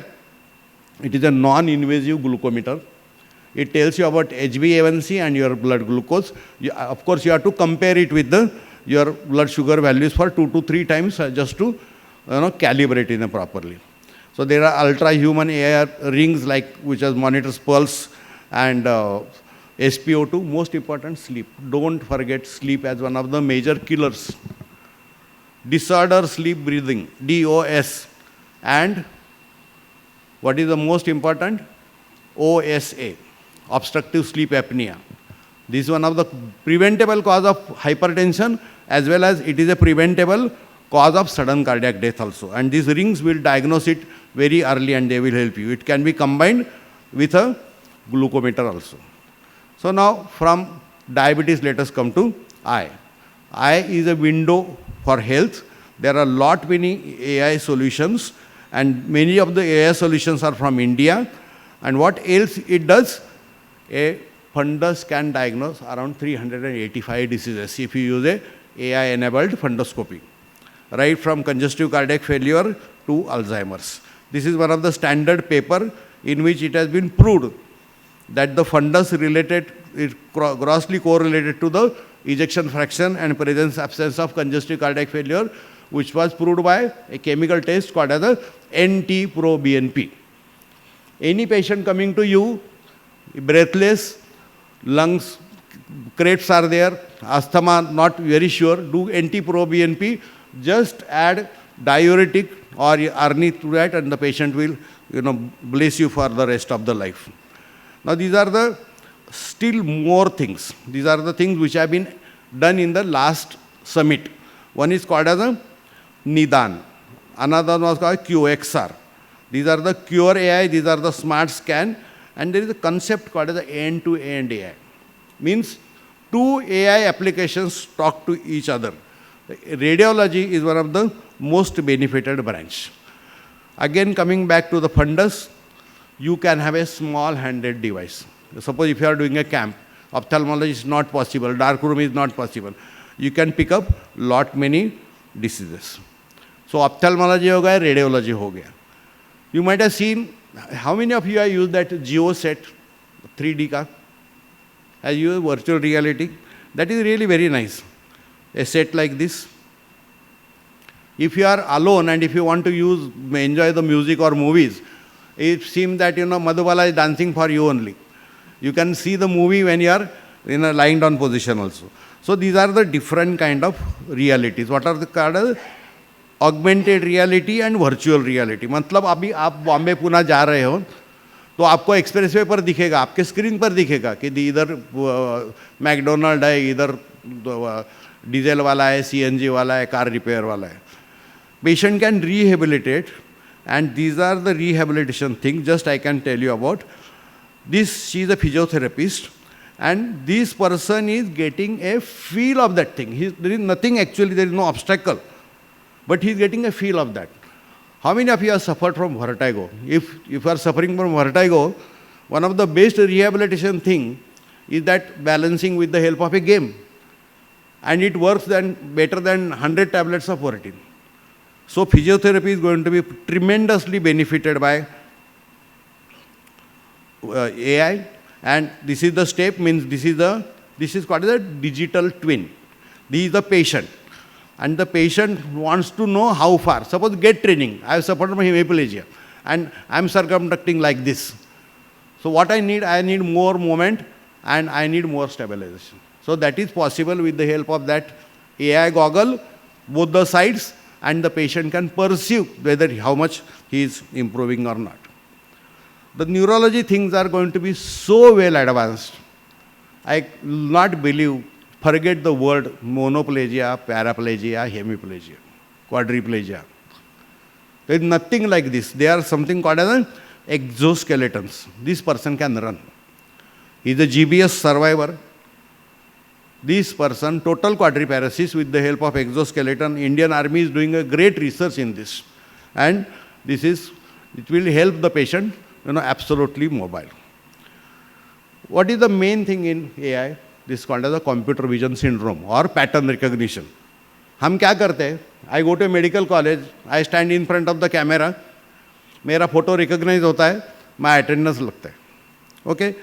Now if in this hall, if I'll ask you that 100 tigers and only one cat, You may look at everybody's face, but AI will pick up it in shortest amount of time. This is a computer recognition, and this is like a pattern recognition. How it is important for us? All of you are practicing. समझो आपके OPD में कोई आदमी cricket का bat लेके बैठा है, hockey का स्टिक लेके बैठा है, साइकिल का चेन लेके बैठा है, तो क्या आपको गार्लन करने के लिए नहीं आ रहा है वो?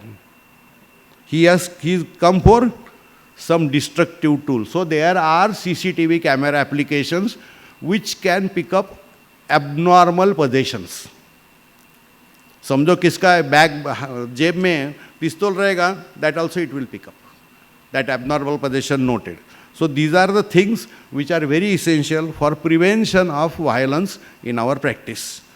There is a company called as the Pushpak AI, Pushpak. You just go on website and you find it out, they will install the things. So this is a face recognition, is a common tool. It continues on a body language analysis and alarms. It can pick up your emotions also, the emotions of the people. So from emotions, let us go enter into gastrointestinal tract. So this is a simulated gastroenterology from Advanced GI Institute from Hyderabad, Dr. Reddy's team. So you just go on doing endoscopy and it will show you all the images. But how it can we detect very, very serious conditions? Take this example. Here the nurse says that there is a structure which she cannot identify. And ask a question, explain the object appearing into the left side of the screen. And the answer given is, I don't know how many physicians are 40 or 50 years practicing. जब उस time जब PPI नहीं था, that time you had a very common duodenal ulcer. And the duodenal ulcer on the posterior side, it used to go and even enter into a vascular structure. And imagine, there is condition called as the aortoduodenal fistula. Imagine, aorta opening into duodenum. The patient can collapse in front of you in 5 seconds and you will not be in a position. So these types of pattern recognition is possible with this. And again, the basis for that is that augmented reality, virtual reality, mixed reality, immersive reality, and extended reality. These are the subjects of new things. Then training and simulation, surgeons who are there, they are using this kind of robots. And these are the different kind of systems. This is a Indian one. It is a low cost. It reduces the stay of the patient and it helps for the better absorption. Then in plastic and reconstructive surgery, most important, reconstruction of the missing part of your body. If somebody has cut my ear, it will go to my previous photographs, take the picture of my ear, 3D image करके चिपका देगा उसके ऊपर. And this is all possible with the help of a methodology called as a 3D printing. And there is something called as a digital twinning and personalized medicine. I am suffering from nausea, vomiting. I got a history of dyskinesia because of the phenothiazines. Which drug is important for me? That all can be done with things. So these are the digital, different type of digital tools, 3D simulation, 3D printing, augmented. There is a organization called a teleburns. It tells you the depth of the burn. If it can do it for burn, it can do it for a diabetic foot ulcer also. These are the different kind of things. Then how they help you in diagnosis, planning, surgical management, as well as the follow-up. Abhi itna sab ho gaya, why are forgetting skin? Skin is the largest organ of the body. So you will get skin scanners like this. Not only they will tell you the cosmetic things, but also it will help you for diagnosis also. Please don't forget 3 skin lesions in your life. One is called as a ring lesion of Stevens-Johnson syndrome. Second is toxic epidermal necrolysis. And if the patient has got an elevated papule, it is on anywhere on the body, high-grade fever not responding, that is pyoderma gangrenosum. Requires step-up of antibiotics and the patient is likely to die. So these are all the 3 things can be picked up. This instrument called as a dermatoscope. So this is the early stage picking up of the skin lesions. And there are many things which we really don't use. This is from the latest summit only, that there is a diaper which takes care of so many other parameters of a neonate. There is a tool in malnutrition prevention called as a food snap. It is a food snap AI. आप photo ले लो, it will tell you how much is the protein, how much is the carbohydrate, how much is oil, and how much is the fiber into it. Definitely useful for the patients who are malnourished. Again, for diabetics also. This is in rheumatology. Rheumatology mein, the earlier you treat the person, the better are the results. And if you pick up with the AI clues, this person is not going to give you any deformity. That is most important. Now there are so good drugs are available. I don't want anybody to have a crooked hand like this. So rheumatology, let us come to lab. You have got a person coming with a 36 pages lab report. आप कुछ नहीं करने का, उसका PDF रखो, ChatGPT को पूछो, you analyze me this report, and it will tell you this is the 8 points in which it has already given. इसका BMI ज़्यादा है, diabetes है, triglycerides are 280, and these are the things which need attention. So here the eGFR is 75 ml. If the person is on extra dose of NSAID, the EHR may give a pop-up that this person's eGFR is low, he is likely to develop more renal problems, so be aware of the dose of NSAID. These are the things which we can do even tomorrow. So there are note-taking scribes. This is called as just remember only one, that is called as the EG scribe. EG scribe, whatever the patient and you are talking, that is converted into text. And तो Indian version है, that is called as a Suno, suno.ai. And lot many different things. There are prescription analyzers. Geriatric का patient का PTO prescription रहता है, 15-15, 20-20 दवा चलती रहती है. Suppose if you go patient azithromycin, domperidone, deriphylline, metoprolol, and quinine, the result is going to be death. Because all these drugs cause prolonged QT interval and make the patient to suffer from sudden cardiac death. So the prescription can be analyzed very easily with any ChatGPT agent. So these are the things which are required for drug discovery, different kind of things. It is a very complex process, but with the help of AI, you can exactly find out which chemical is going to be useful for the things. Ashish, 45, I take only 5 minutes more. Okay? It is almost 37 minutes now. Then there are virtual assistants for management of an emergency. Suppose there is an accident and 5-7 people are dead or they are affected. It will tell you which patient needs a triage initial. It can pick up, this is called as it is a FMC assistant called as a SenseLee, SENSE.lee, and VOI Health. These are symptom checkers. You just take a video of that situation and it will tell you that the person who is at 7 o'clock in the position, he needs more attention. Then there are lot many population health things. These are helpful for analysis of community medicine and the different kind of infections. With Vizag में COVID का 10 patient आ गया. By the time within 24 hours, Mumbai also got affected and had more than 1 lakh patients. So that migration is very useful. Then you can streamline your administration. Your hospital में आपको क्या-क्या करने का है. There are people who want to go on holiday at the same time, so that you can do the streamline admission. Now this is something very practical and important if you are interested in medical research. So what are the things are there? These are the different kind of apps. I will ask you to concentrate only on this, called as ILLICIT, ELLICIT.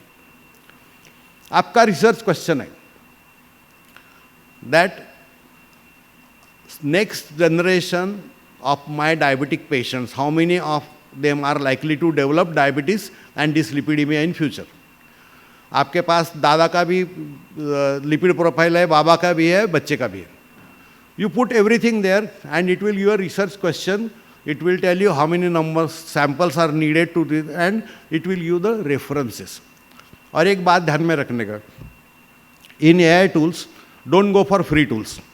पैसा देने का, you spend money. महंगा रहे एक बार, सस्ता रहे बार बार. Though no advertisements, nothing. Illicit is one of the very, very good thing. Suppose if you want to do your correction of grammar and everything, Grammarly are there. Then this is called a literature review. Again, I will back on illicit as well as consensus. These are simple AI tools. Open it, go to the window, open it, it will tell you that you put on your text or material or whatever PDF is there, and it will analyze it for you. So how you choose the right tool? It is only by practice. There is something called as a research rabbit. And for writing papers, Indian tool like PaperPal or Trinka AI, they are for the medical writing. आपको पास idea है कुछ तो. You just put that idea into 5-10 words in the Word format, go to this website, put it in, and it will give you further guidance according to that. It is very easy, very simple, and very exciting. So these are the general principles of citing, how you are going to use AI. Please mention that you have used what component of AI in it. So clinical trials can be done very fast with the help of AI. I told you that from 50,000 to 1 molecule, how you can come down. Let us take a very practical example. You must have seen so many patients suffering from diabetic foot. So in this diabetic foot, you have got a dressing which can even pick up the pressure, temperature, or even the quality of the discharge. If the quality of discharge is not really very good, then you need to change the antibiotic.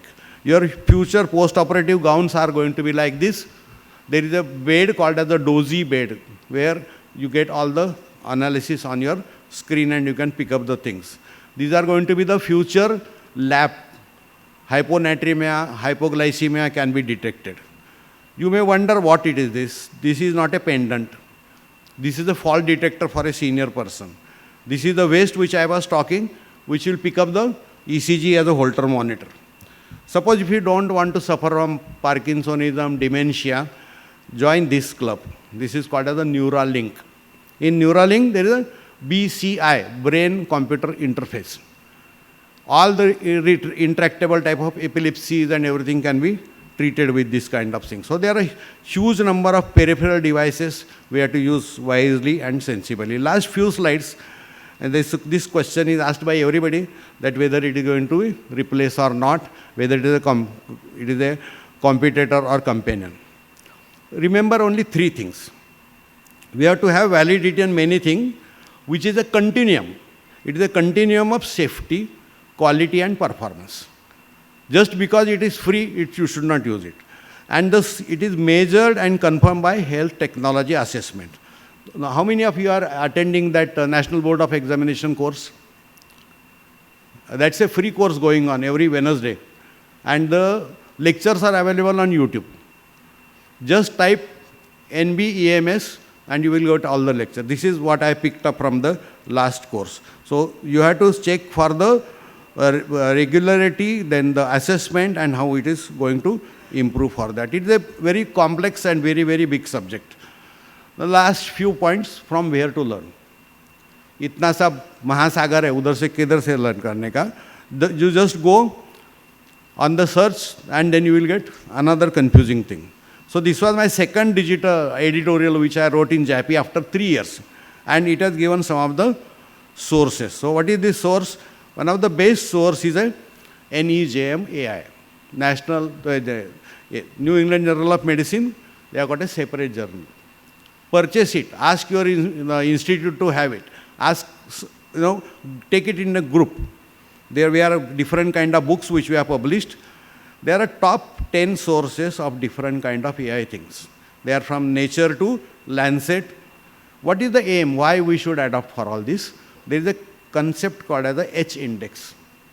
From which country, how much of medical research is done? That index, we are on 22, we should be on a very top 10. So I talked about medical literature doubling time also. That is from 1955, it was 10 years, now it has gone down so much. So please try to take scans of these 3 QR codes which I am giving. This is my organization called as the Doctors AI. Like that there are thousands. But we are doing something unique. With this you will go directly to our WhatsApp group. we are doing a certificate course. This is our third batch going on. 65 people are already on board. And if you want to learn very big amount of about AI, then please do join on this particular conference, become a member of this. And in Delhi, we are going to have conference. It is an action-packed thing. You can get all the AI tools to handle by yourself, all the instruments to handle by yourself. You can scan this code that will help you.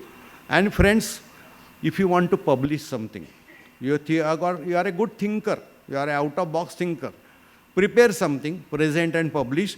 This is one of the unique journal of which I am the executive editor. It is going to come, it is every 3 months, but it will help for you to get more and more number of publications. If you still want to know more about the things, this is my email ID, mobile number. Ashish has got everything. So friends, just at the end of my presentation, you recall I shown my class. This was a black and white photograph. The same black and white photograph has been converted into color with the help of AI, that we can do everything. And there are a lot of people behind me, my family, my teacher, Dr. R.D. Lele. This person has written 2 big books on technology. My teacher, Professor Sortur, and you might have seen, go to YouTube and just type Dr. G.S. Kulkarni. 93-year-old person, he will teach you how to stay fit. So stay fit physically as well as academically. So be optimistic, informed, empowered, futuristic. Atal and be determined like your organization. I like that word of your brotherhood in your organization. Build a bridge of knowledge, AI and clinical medicine. This is the beautiful Atal Setu. If you have not seen it, I'll suggest everybody to take a flight from Navi Mumbai airport. It is a very beautiful way of looking at the things. For anything you want, I'm always with you. You can be in touch for any of your specific problem. Thank you very much. Thanks for your time. Hello. Thank you, sir. It was a wonderful presentation.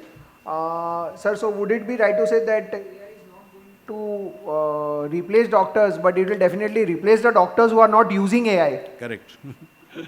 So I'll request President Dr. Paresh Mehta sir and Organizing Chairman Ashish Bhai to felicitate Kulkarni sir. Thank you.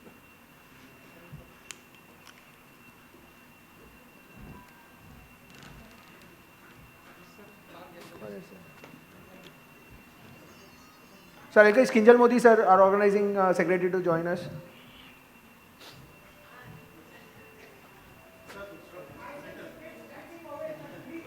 Definitely, please give a standing ovation to Kulkarni sir.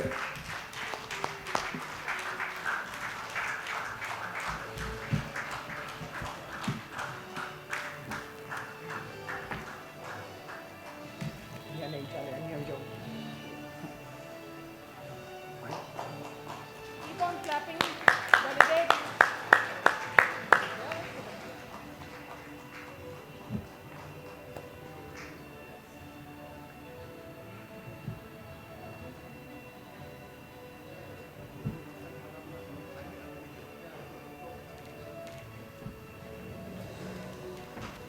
So now, before we introduce our next speaker, we'll quickly have our early bird prizes. So I'll read out the names of all the early bird winners. So kindly come and collect your prizes all together.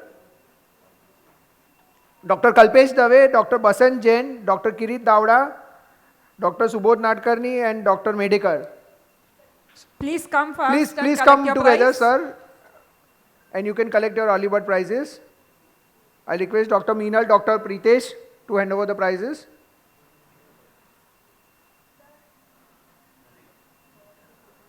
Sir, we'll have a photo. Please, sir.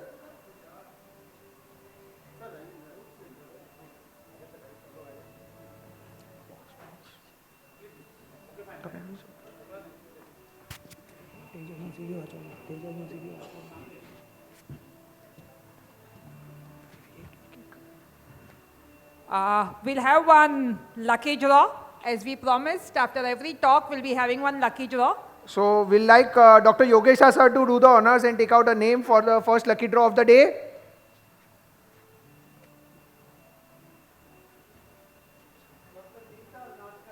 Dr. Neeta Nadkarni. Give a big round of applause to Dr. Neeta Nadkarni, our first winner. It's a 10,000 mAh power bank.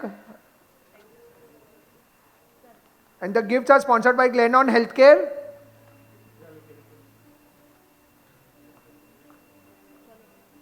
So ma'am, introduce our next. So to welcome our next speaker, I'll call upon Dr. Tejal Panchal to kindly come on the stage and introduce the next speaker. Dr. Tejal Panchal is an Ayurvedic lifestyle manager and cosmetic consultant practicing for last 7 years. He is associated with BMB since 5 years and is currently designated as Social Service Secretary. Loves singing, dancing and has participated in many competitions. Please welcome Dr. Tejal Panchal. Thank you so much. So our next speaker, Dr. T.B. Yuvraja. He's a fellowship-trained uro-oncologist with over 2 decades of expertise in managing complex urological cancers of prostate, bladder, kidney, testes, and penis. He's trained at Tata Memorial Hospital and has established himself as a leader in clinical excellence, academic contributions, and surgical innovations.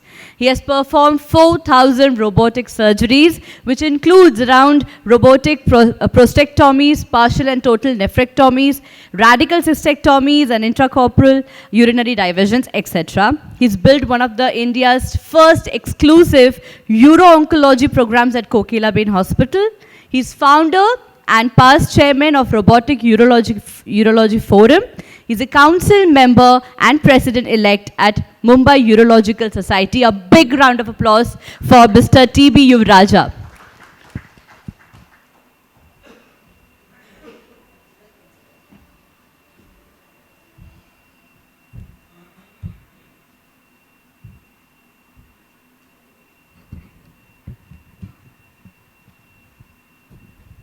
Good afternoon.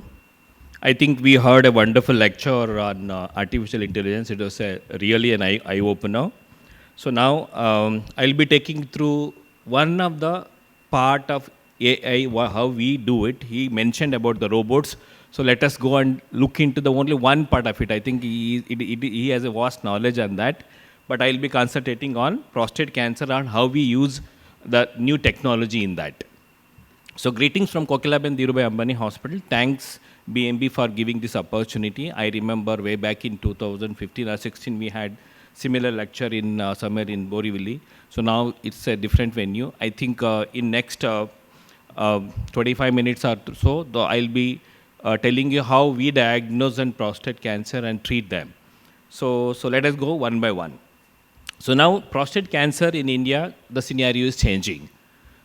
It is true with all cancers, but particularly in prostate cancer, the incidence is increasing. If somebody wants to know what is the incidence of prostate cancer in India, you can compare with Western countries, which is the most common cancer in Western countries. Number 1, in US. So how much? It is 200 per lakh population. 200 per 1 lakh population. In India, it is 20 per lakh population. It's so less. But the population of India is 6 times bigger than America. So that means in absolute number, it's almost the same. So for us, the work we have to do is the same as what the Western countries, but unfortunately, so now prostate cancer is increasing. Now it is becoming almost second most common cancer next to head and neck cancer. So reason, we do not know. Could be hereditary, could be environmental, mostly environmental. They say it is the urbanization.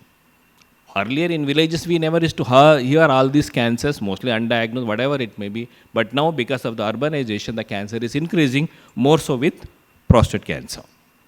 So to know what exactly is a prostate cancer, so you have to remember this picture. It's very important. Few clinical questions will be answered. This is the prostate, this is the urethra, pink color. The yellow zone is called as peripheral zone. And the blue zone is called as transitional zone. Why it is important?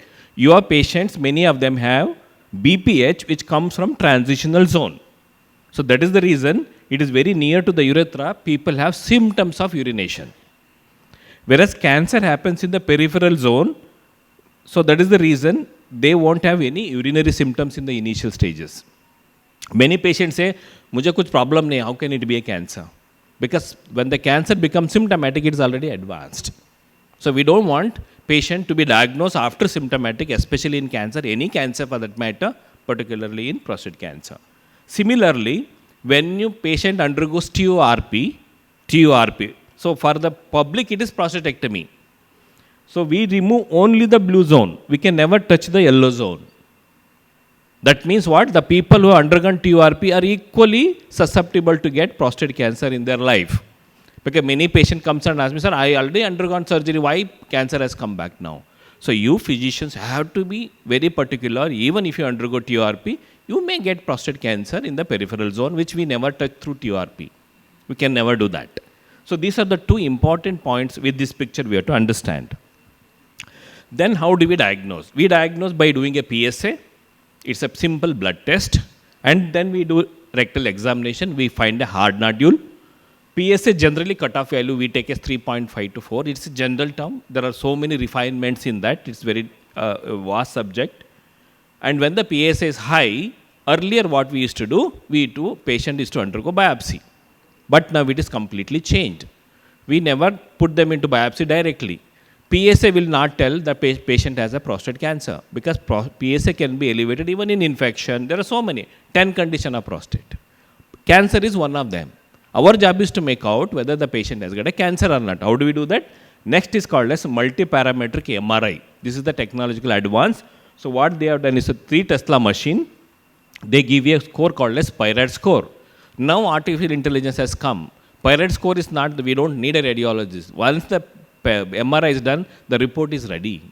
You just put a CD into any AI software, you will get the report. Means PIRAD score tells us whether the patient has cancer or not there. Say for example like this is a cancerous area.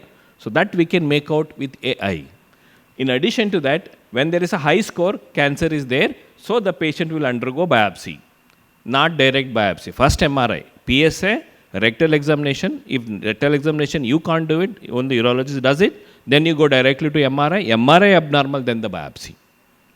And when we do biopsy, again there is a lot of changes in the biopsy. We don't do the standard old biopsies. I will come back to that little later. So this is how the biopsy is done. Earlier we used to pass a probe in the rectum and pass the needle through the rectum, and through the rectum we target the prostate. So transrectal biopsy. So nowadays in Western countries transrectal biopsy is not done. But in Mumbai, 95% is done by transrectal. Why? Because through transrectal, patient is develop infection, quite painful. Once the biopsy is done, they never want to undergo biopsy once again in their life.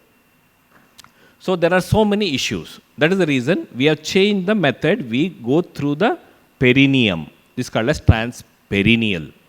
Number one. The second change is what we call as MRI fusion. This is how it looks with artificial intelligence and MRI fusion. That means anybody, you also can say that this is the cancerous area, this is the cancerous area. That automatically comes once you put it into the software. That means we can target the lesion and do the biopsy. Earlier, if you remember, all seniors, urologists used to put a finger and do it. No sonography also. Blind biopsies. Then we convert it to transrectal ultrasound. Ultrasound won't detect cancer, it will guide you that needle, that's all. So now it is transrectal. The probe will be transrectal, but the needle is in the perineum and it is a fusion biopsy. It's an accurate way of doing a prostatic biopsy, not to miss anything. This is like this. Probe is here. There is a instrument which guides, is called as a guide. So it guides the needle into the prostate through the perineum. We can do under local anesthesia, but we do under sedation so that pain is not there. So this is how we do biopsy. So you can see, so this machine is little expensive, almost 1.5 to 2 crores. This software and the entire machine. And so lithotomy position, and it is a robotic arm, and you just put the probe in the rectum, and there is a guide here. Through the guide in the perineum, we take the biopsy needles. So once you see that, and you can see the 3-dimensional prostate, and I know where exactly I am taking the biopsy. So this is called as fusion biopsy. The current trend all over the world is transperineal fusion biopsy. Next comes, so now almost we have finished close to 200 procedures with this, and our results are very good. Patient never had any infection. We don't give antibiotics with these patients unless they have a pre-existing infection, and the patient goes home in the same day. It's a OPD procedure. So now once we diagnose cancer, we group them into 3 categories. Localized means localized to the prostate, or it comes out of the prostate called as locally advanced, or metastatic where it spreads to the body. Based on these 3 groups, we manage the patients.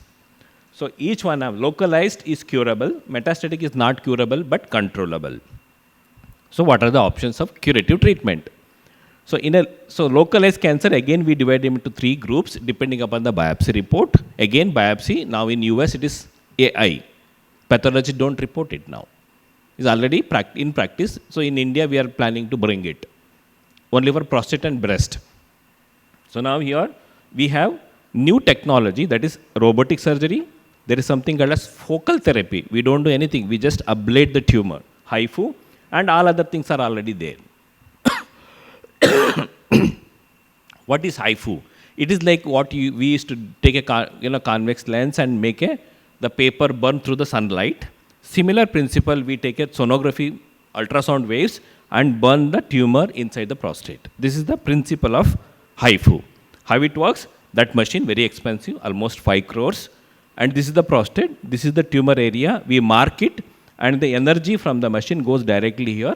Non-invasive procedure, curative procedure, but we have to select the patient, not for all patients.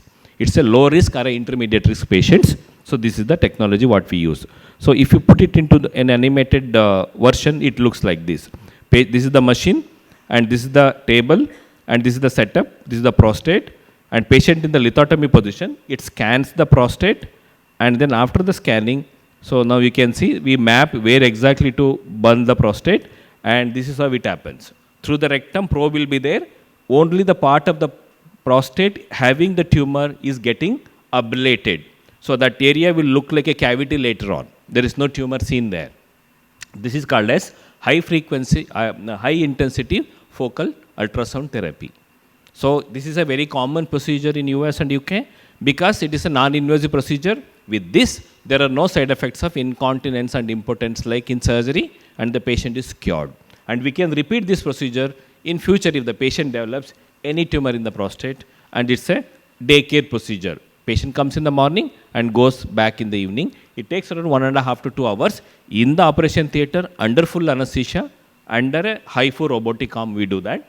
So we have already I think we've done more than 100 procedures now. So this is one technique to fill your treatment armamentarium. What are the surgical advances? So as we know that from open surgery to lap, now we are in the 3rd generation, that is robotic surgery. No, I think with the current morning lecture, we are in the 4th generation surgery, that is AI integrated surgeries. So we are developing. So having said that, so everybody, so Dr. Kulkarni was saying that in the initial stages when the robotic surgery came, everybody used to ridicule the technique. It's always there. Robotic surgery, when we started in 2012 in Mumbai, everybody used to ridicule me. So majority doctors used to come and ask me, "Oh, युवराज को कुछ surgery नहीं आते, इसके लिए robot लिया है." Openly, it is not like that. No, these people don't know how to do surgery, so they have taken a robot.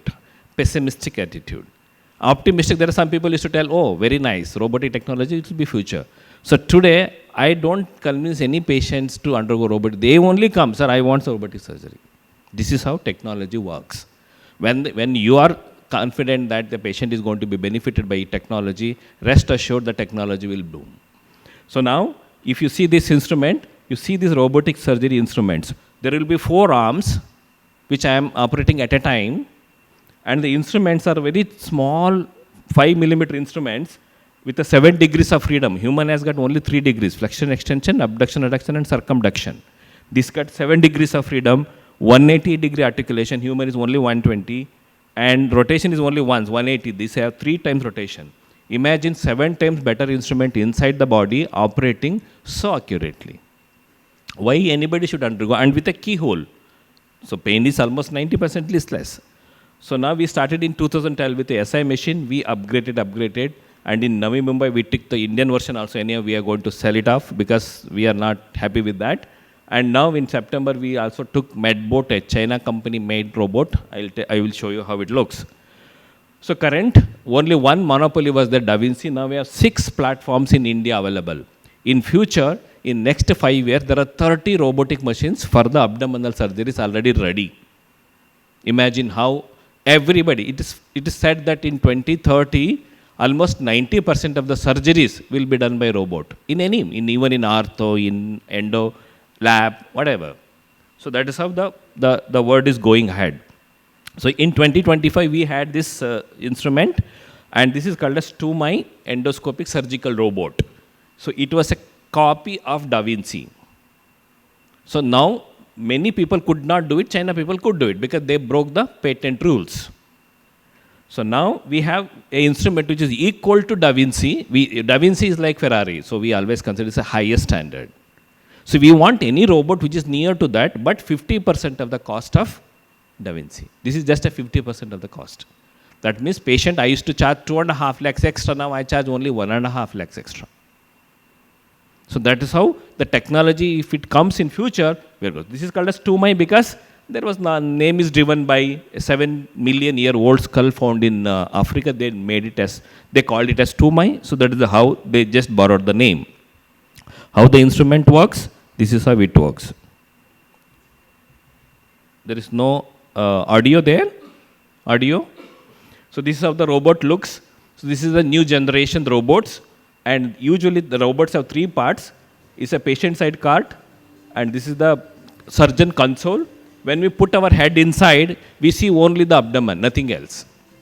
Inside the abdomen, very close to your eyes, and then we have an image vehicle which has got all the audio and camera connections. This is how it looks. And this company is making 9 different robots. It's not only this one. There is a hair transplant robot. There is an arthroscopic robot. There is a spine robot. This is only one of them. It's a very big company in Shanghai. We visited thrice before buying this amazing technology, what they are going to do it. In future, it will be different. And this robot has got completely, even if it is, we feel it is better than a Da Vinci robot.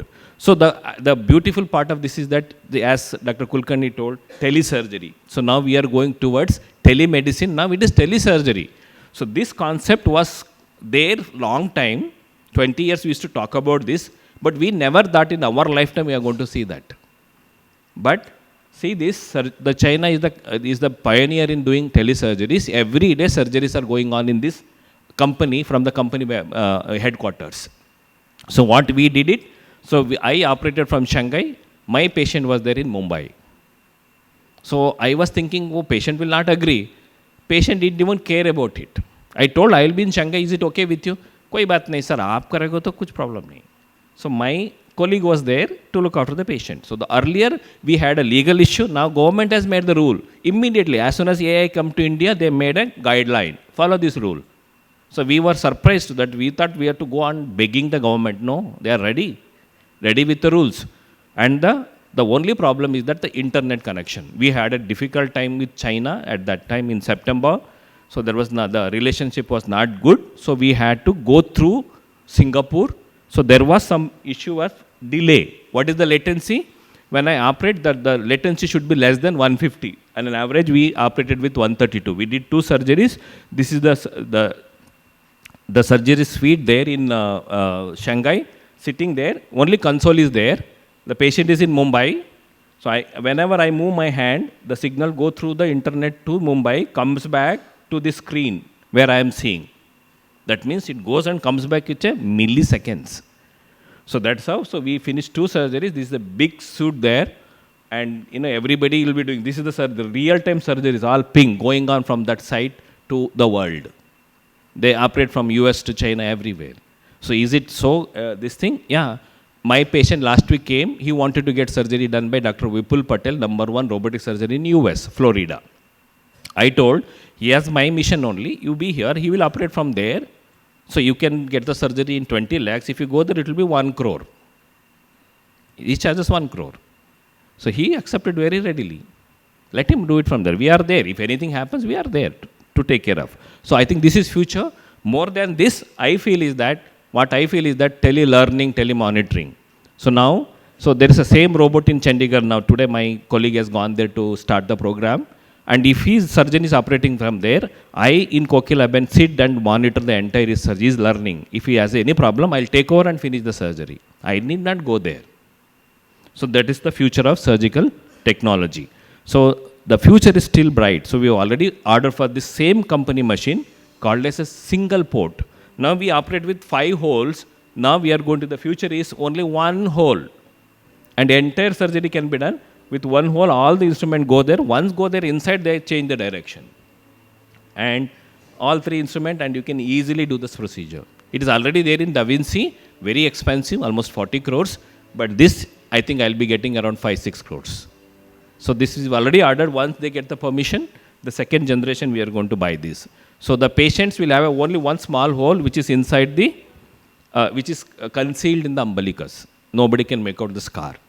So the Tomai robot is almost equal to Da Vinci. I can say 85 to 95%. And SS Mantra we were not happy. That is a India made, but they have different rules, and we were not happy with that.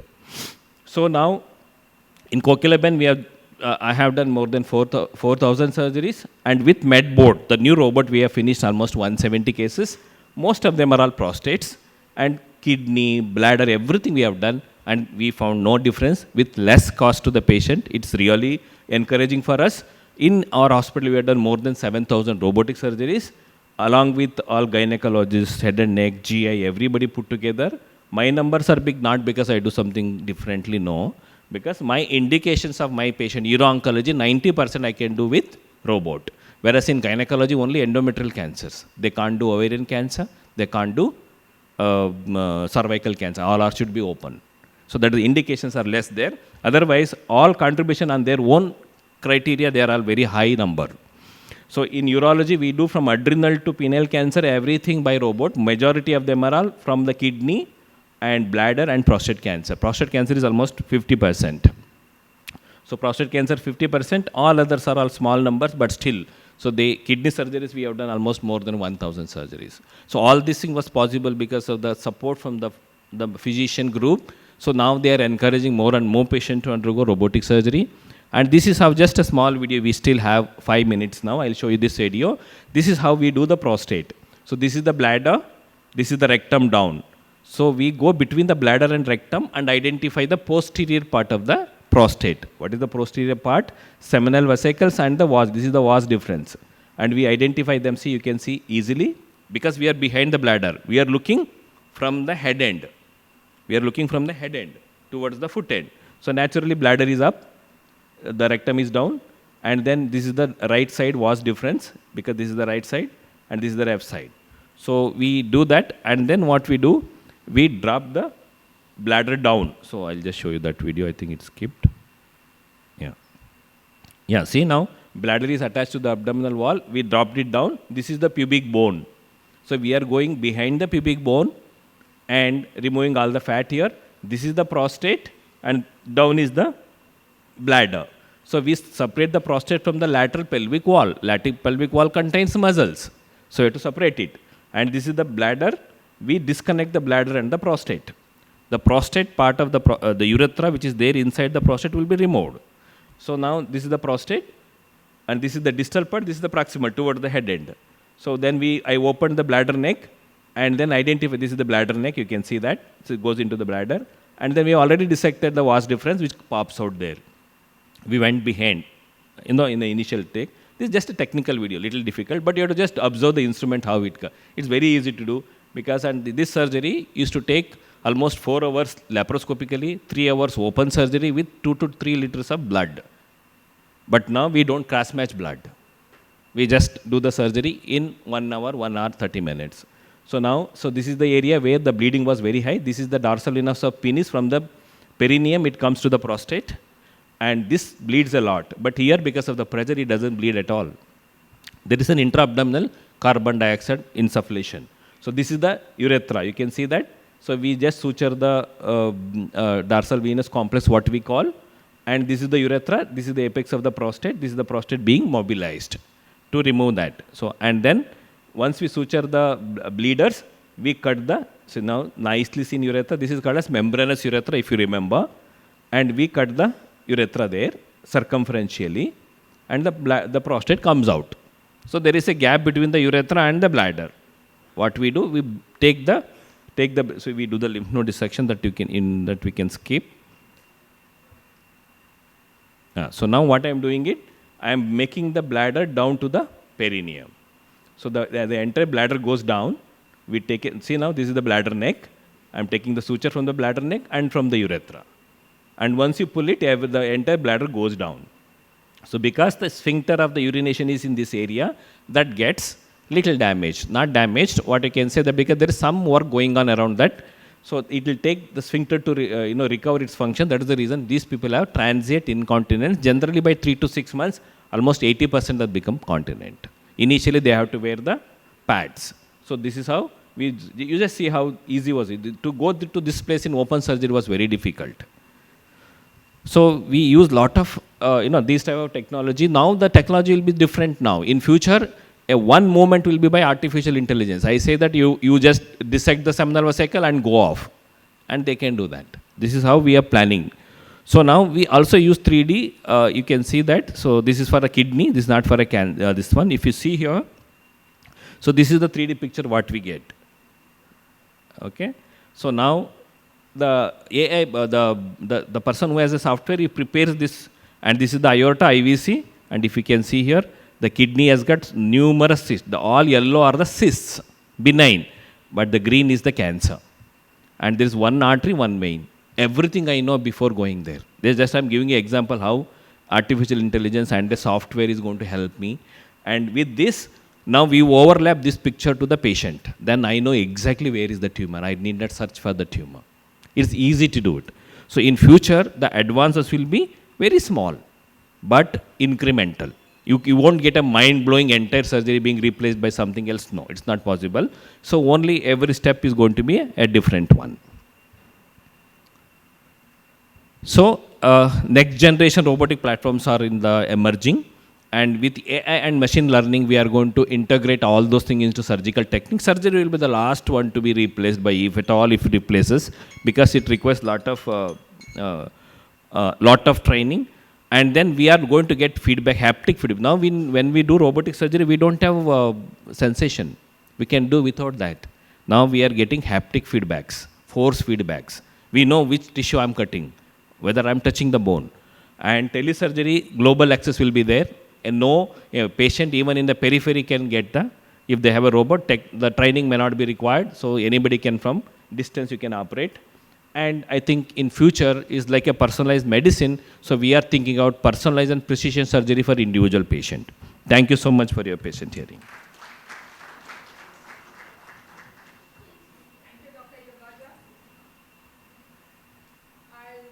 Dr. Tejal Panchal to kindly felicitate Dr. Yuvraja.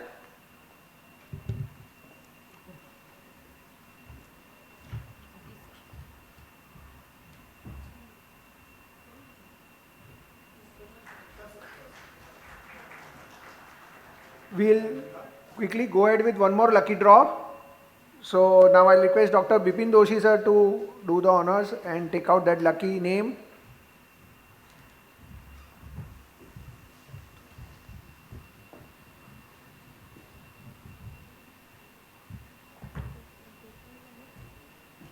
Dr. GP Sangvi. Sir, please.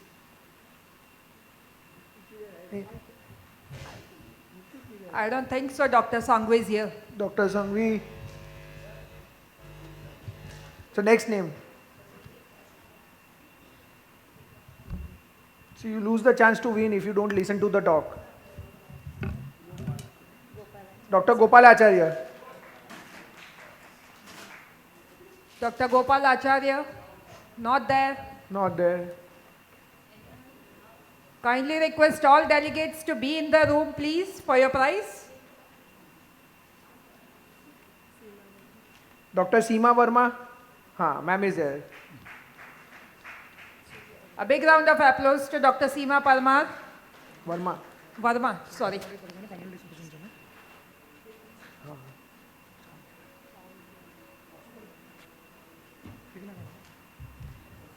I'll request Dr. Tejal Panchal to kindly introduce the next team of doctors. We're going to have a panel discussion from HVS Hospital. Dr. Tejal Panchal. Yeah, they happen to be our gold sponsors for MEDIMEET 2026. So we welcome our 4 speakers, which is a panel discussion, the role of heart team approach in current era. We have Dr. Amit Gangwani, who is an interventional cardiologist. He is having done his DNB from Madras Medical Mission, Chennai. He has completed imaging and complex coronary training for 1 year at MMM, Chennai. Also, we have Dr. Antariksh Vijan. He is a fellowship-trained vascular and interventional radiologist with 6+ years of experience at Tata Memorial Hospital. We have Dr. Kedareshwar Pote. He is a consultant cardiac anesthesiologist at HVS Hospital in Borivali. Also, we have Dr. Gaurav Gupta.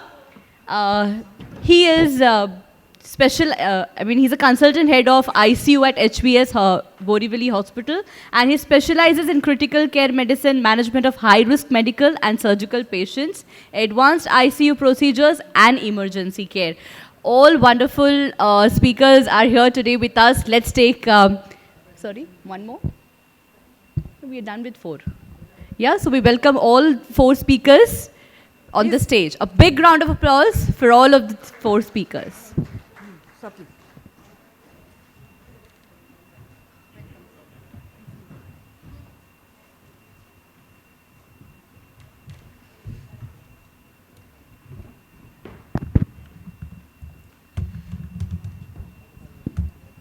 Hello.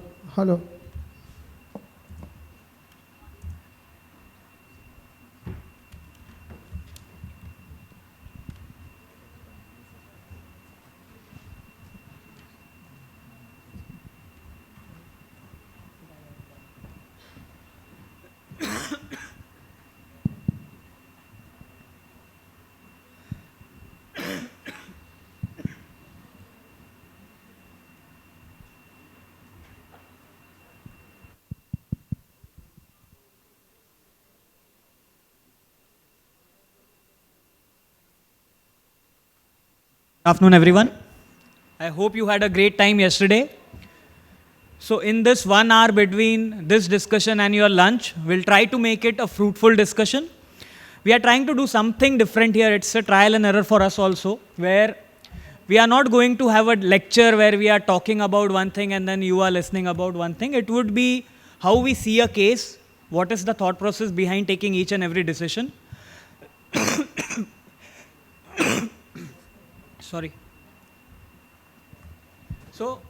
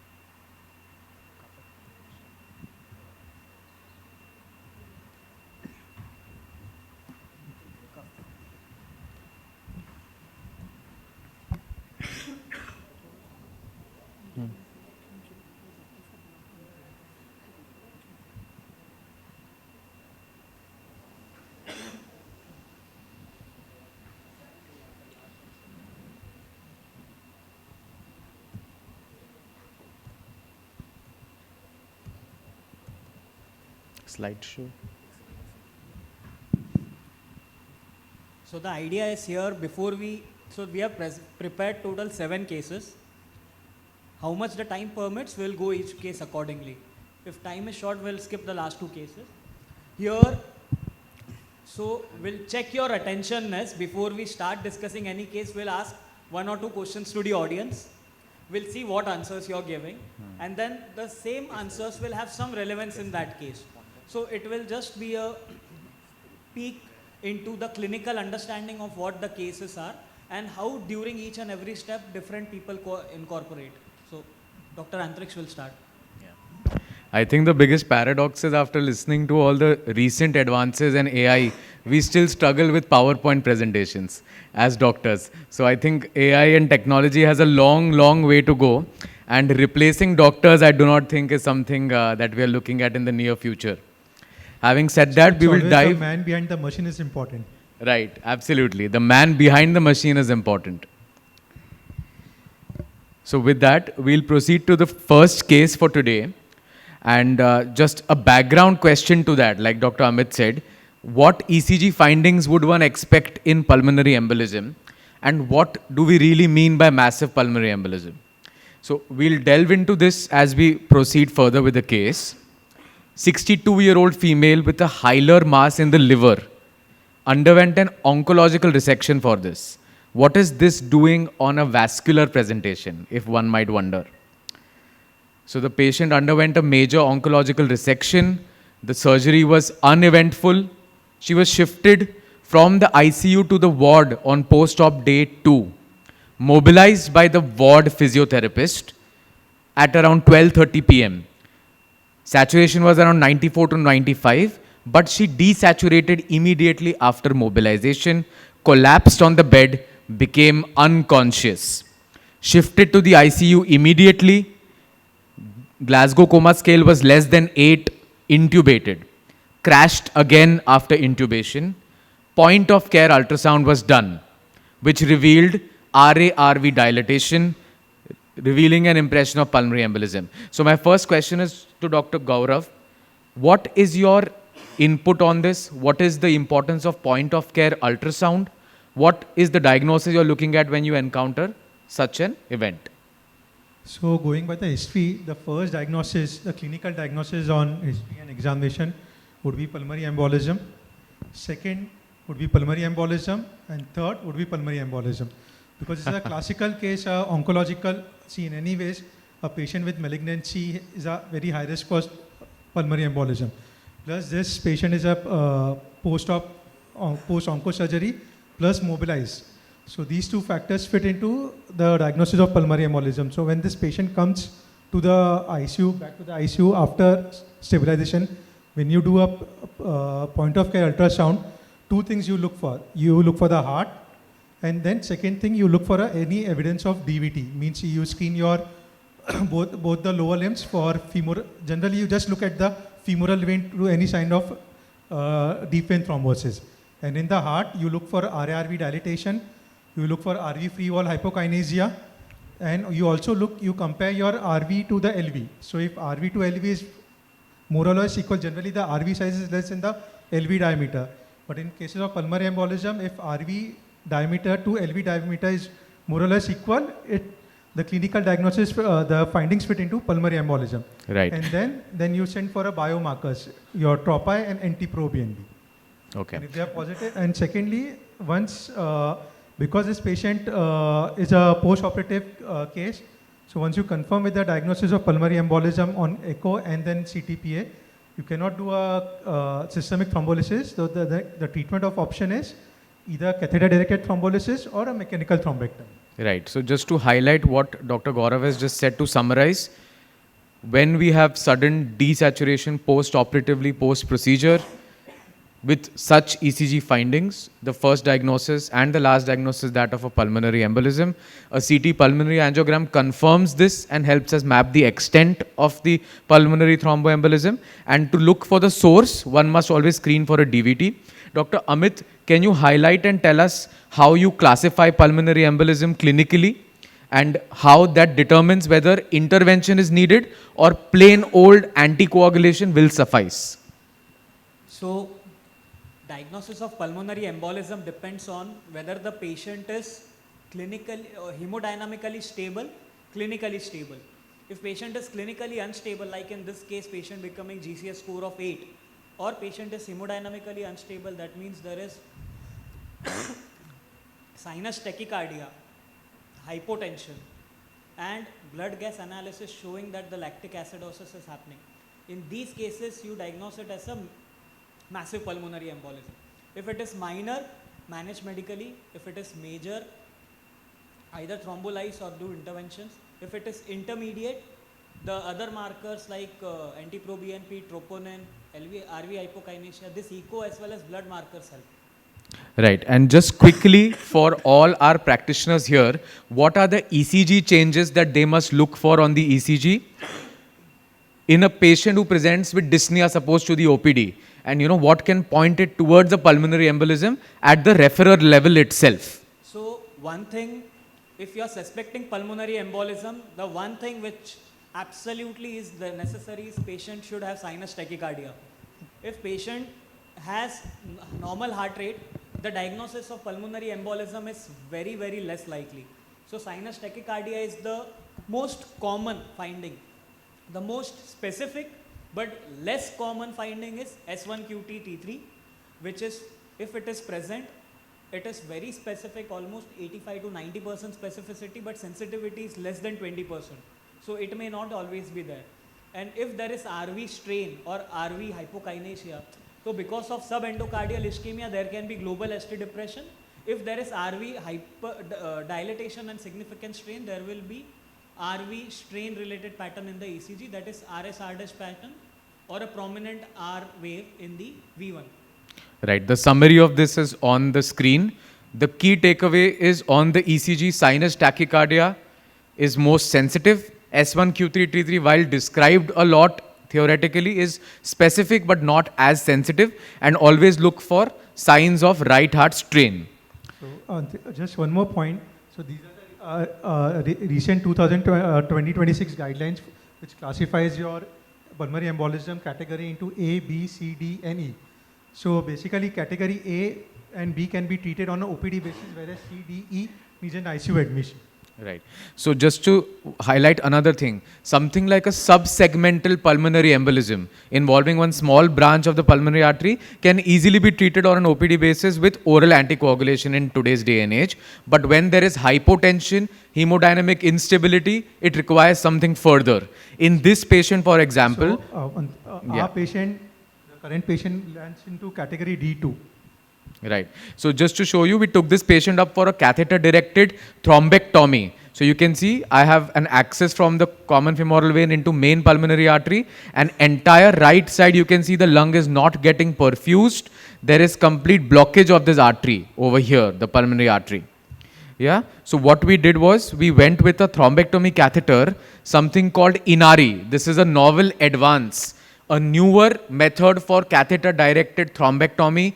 This does not use thrombolytic agent like RTPA or tenecteplase. So in this post-surgical patient, if we can avoid giving a thrombolytic agent, we must. Dr. Gaurav said systemic thrombolysis is contraindicated, so we can do catheter-directed thrombolysis or thrombectomy. Between the two, you want to avoid the thrombolysis if possible. So this is the alternative to that. So what Inari does is, I have a short video to show you.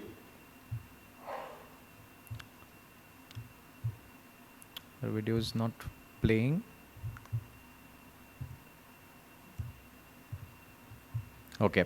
So anyway, the video is not playing, but what this catheter does is it goes there across the clot, releases some of its tines and clot macerating device, and then takes that entire clot within, like a clot retriever.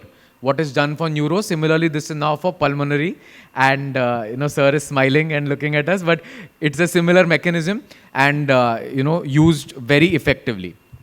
So because the video is not playing, it actually works exactly like how a suction vacuum pump we use in this thing. It just sucks out the clot. So okay, I think it should work now.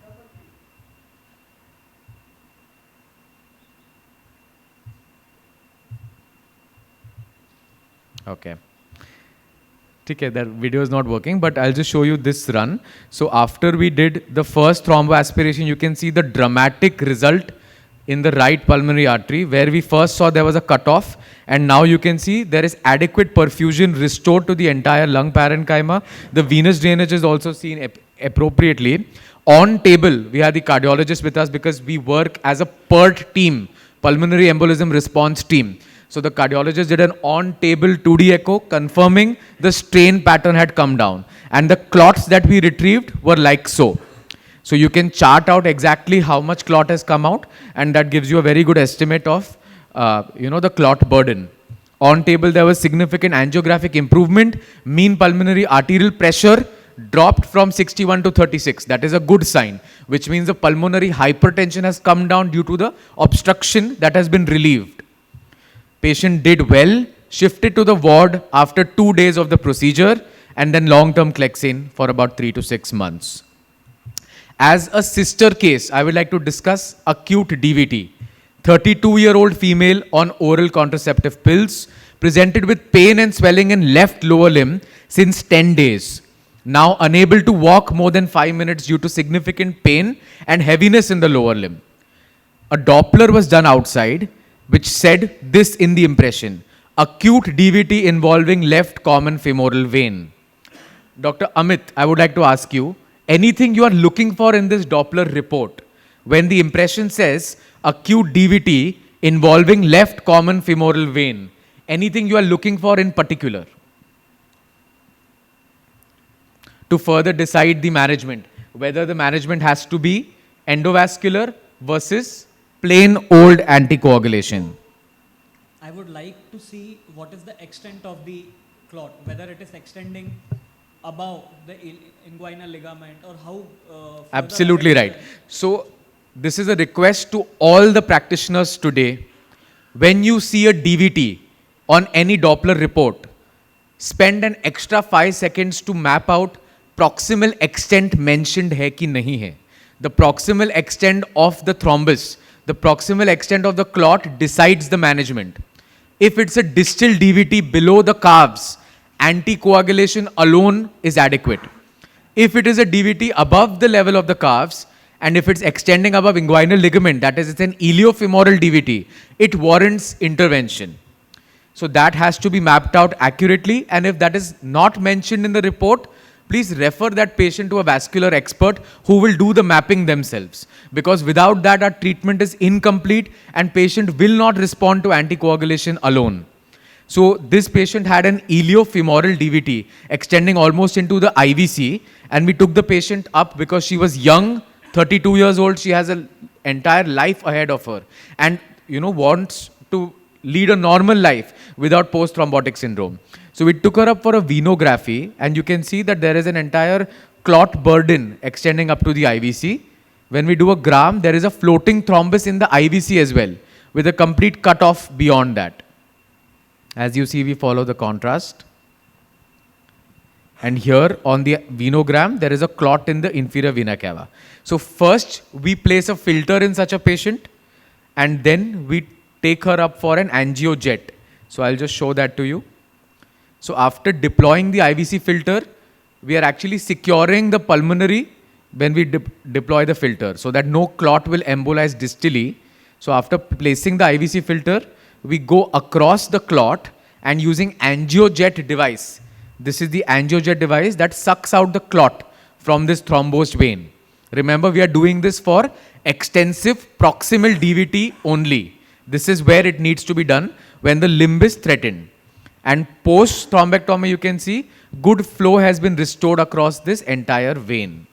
So why are we doing this? So just to ask Dr. Gaurav, acute DVT in an IPD patient, what are the precautions that hospitals should take, or what are the precautions that we take in an inpatient setting to prevent DVT from happening? So basically in IPD patients, all the patients who are bedridden, all medical or surgical patients, they have to be on DVT prophylaxis. Now the concept is, if the patient is mobilized, then why we shouldn't give a DVT prophylaxis like injection Clexane? Now what do you understand by mobilization? So just going from his bed to the bathroom or coming back, that's not exact mobilization. Mobilization is like how we are mobilized in our day-to-day activity. So the first and the foremost thing is you should be always, all the IPD patients, especially post-surgical or medical patients, they have to be on a DVT prophylaxis. Right. And in fact, in high-risk patients who are high risk for pulmonary embolism or DVT, for example, your post-hip surgeries, post-spine surgery or malignancy patients, they have to be on DVT prophylaxis, injectable as well as SCD pumps.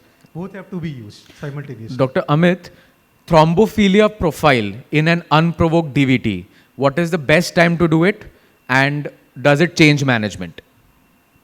So definitely it changed management because it tells you if there is some abnormality in the basic thrombophilia profile of the patient, then the patient needs lifelong anticoagulation. That is the first thing.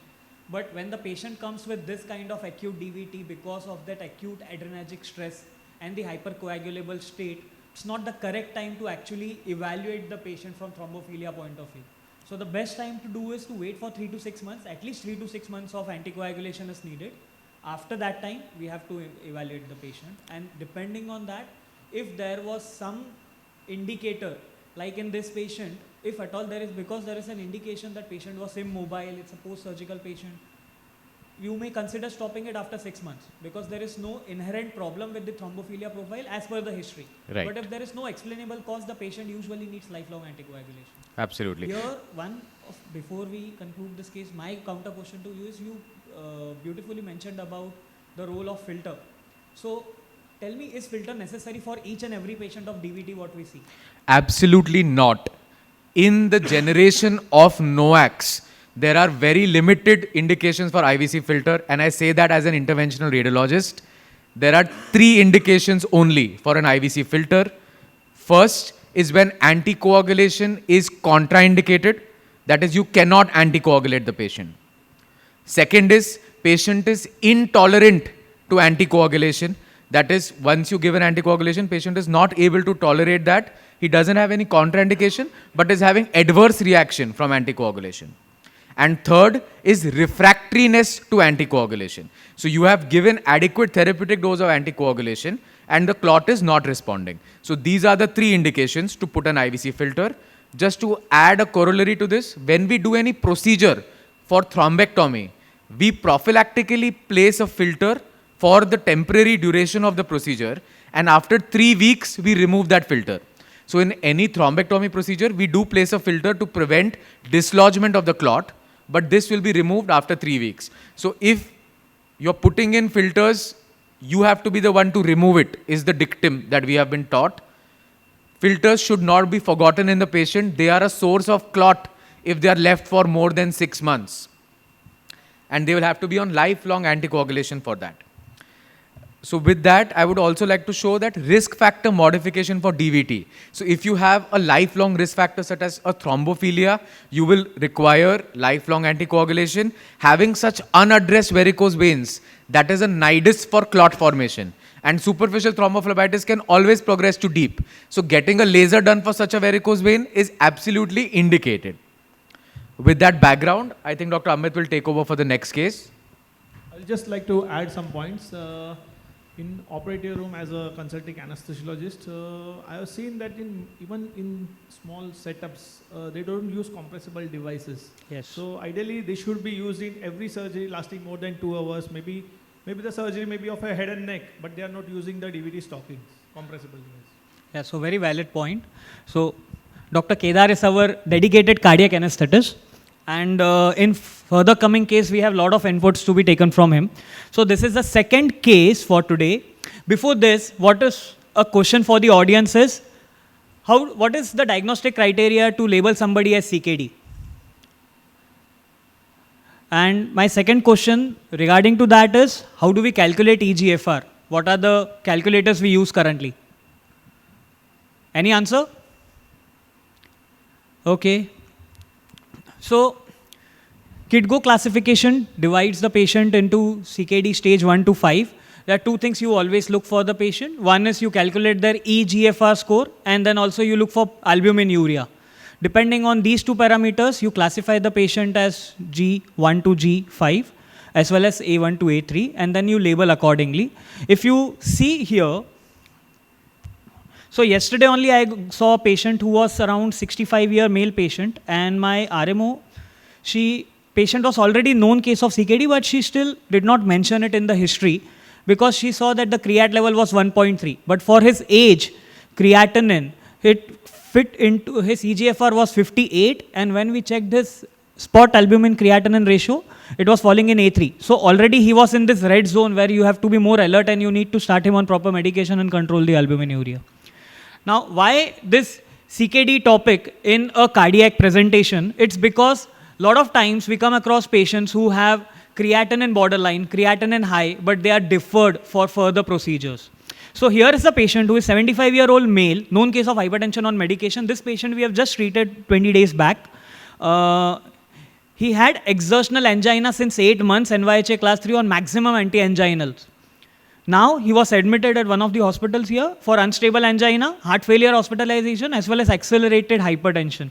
When we went through the history, he has history of heart failure hospitalization 3 years back. That time his ejection fraction was 35. Creat baseline was 1.6. During 3 years back admission, it went up to 4.2 and was stabilized. This current admission, his creat was 2.2. ECG showed ST depression in anterior territory, and ejection fraction this time had fallen further. Echo was showing regional wall motion abnormality. Now this patient, even though 75, well built, but quality of life is compromised because of his angina. So here my question to Dr. Gaurav is, in these patients, what do you feel, what should be the next line of management when you come across a patient whom you see creat is on the higher side? How do you proceed in your ICU setups? So generally, most of the patients who are coming to the ICU, they have an AKI component over CKD. So what are the common causes for AKI over CKD is either it's cardiorenal ischemia, it can be drug-induced, maybe patients are on long-term diuretics or aldactone, and then they don't monitor their creatinine levels regularly, and then they come up suddenly with high creat levels. It could be infection or a plain progression of CKD. So in which case you need dialysis and they settle down. But if it's a cardiorenal or because of the ischemia, or it's drug induced, so you stop the underlying drugs. And if it's cardiorenal, you definitely stabilize the patient for around in 1 or 2 days, and then proceed for coronary angiography. Because we have seen once the patient, you treat the underlying cause for AKI, the AKI reverts back. So basically we also look for whether there is any patient should be passing good urine. His ABG should not show any lactate or dyselectrolyte imbalance, and the creat should be in the falling trend. Patient looks stable, is not very underhydrated or not in heart failure. These are the important criteria as per cardiologist, which also I look for. Because Dr. Antriksh also deals with a lot of interventional cases, and when peripheral artery disease patients usually are CKD patients, usually are diabetic patients. So what is your approach when you see a patient with high creatinine, Dr. Antriksh? Absolutely. So first is also the eGFR is very important. So as Dr. Amit said, the CKD EPI formula or the equation is what we must use to calculate the estimated GFR. Gone are the days to use that Cockcroft-Gault formula or the MDRD equation. We must stick to CKD EPI. Largely, if it is CKD alone, and if we can minimize the amount of contrast to be used, we can use minimal amount of contrast and proceed.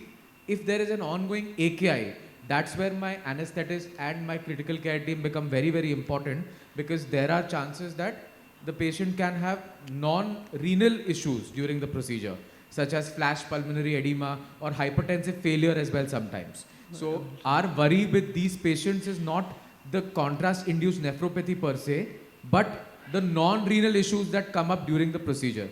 So correct. I think Dr. Kedar can add that sometimes hypertensive failure or sudden flash pulmonary edema can happen, and you know how to manage that during the procedure as well. So such patients with borderline or increased creat, you have to see if this patient is taken for PCI. If taken for surgery, my role starts from the pre-op level, the planning of the surgery, what drugs I am going to use, what post-op analgesia plan management, everything has to be taken into consideration. As this is for PCI, we take guided punctures, so it avoids unnecessary dye injection and checking for the leak and everything. So that point we start, and then up to the reversal or extubation of the patient, what drugs to be used, it has to be checked up.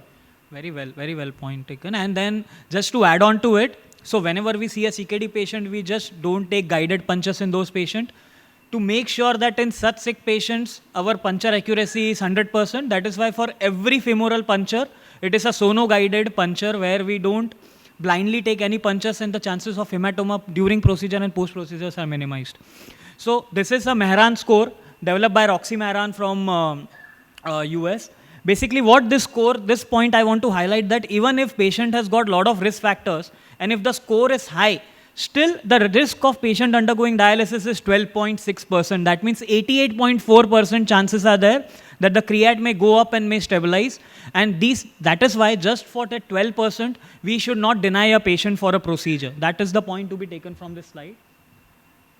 So as we discussed, the plan of action here is medical stabilization, restriction of medications 1 or 2 days prior, which can be nephrotoxic, fluid and salt restriction, counsel the relatives, explain them scientifically, see their Meran score, explain them scientifically, document the percentage, explain them what we are going to use, and even though the risk is 12%, but if we use minimal to minimal contrast, the chances of patient undergoing dialysis is less than 1%. And this is how we planned for his angiography. When we saw angiography showed distal left main bifurcation, critical lesion. Now here, at this time, the option of offered to the patient was a bypass grafting or a zero contrast PCI. Now because of the age, they also it was a very lengthy discussion. We involved our heart team, we explained them everything, and then we proceed ahead with zero contrast PCI because of his age and other risk factors they wanted to avoid, and we were confident that with imaging guidance we can avoid patients, we can decrease the chances of patient undergoing dialysis. So this is how we did wiring. These wires work as an anatomy now for us, where so you can see we can just identify this is LAD, this is L6 because we have already wired. We do imaging, we get all the information, कितना बड़ा left main है, क्या size का distal LAD है, क्या size का proximal lesion है, how much calcium it is, whether my balloon will be able to expand it or not. So we got IVUS runs for both the lesions. We understood what kind of imaging we want to do. Then we stented left main to LAD. Once we have put a stent, we were seeing that there was some under expansion from one side of the stent, and then we don't want to be, so this is not a research based case where we are going to publish it. It was for the benefit of the patient. We took one check shoot of 4 ml and we saw that the left main stenting has compromised the circumflex ostium. So there was either a plaque shift or a thrombosuction. We did IVUS imaging, modified the lesion, did the entire bifurcation, and there was a distal LAD lesion which we again treated. I'm not going into the technicalities of bifurcation lesion. The point to convey here is, with the current technology what we use in our cath lab, where we have the latest advanced integrated IVUS system, the first in India is available in our cath lab. With that imaging modality, we have been able to give a very good result to the patient. And if you use imaging modality, so Japanese people use 97% of imaging for their coronaries. Americans use more than 85% of their cases for coronaries. And when you talk about India, the imaging modality is less than 15%, and a lot of them is not well interpreted as well. So this is how the patient was stable. He's discharged. He's due for a follow-up, a 15 days follow-up in next 1 to 2 days. Case 3.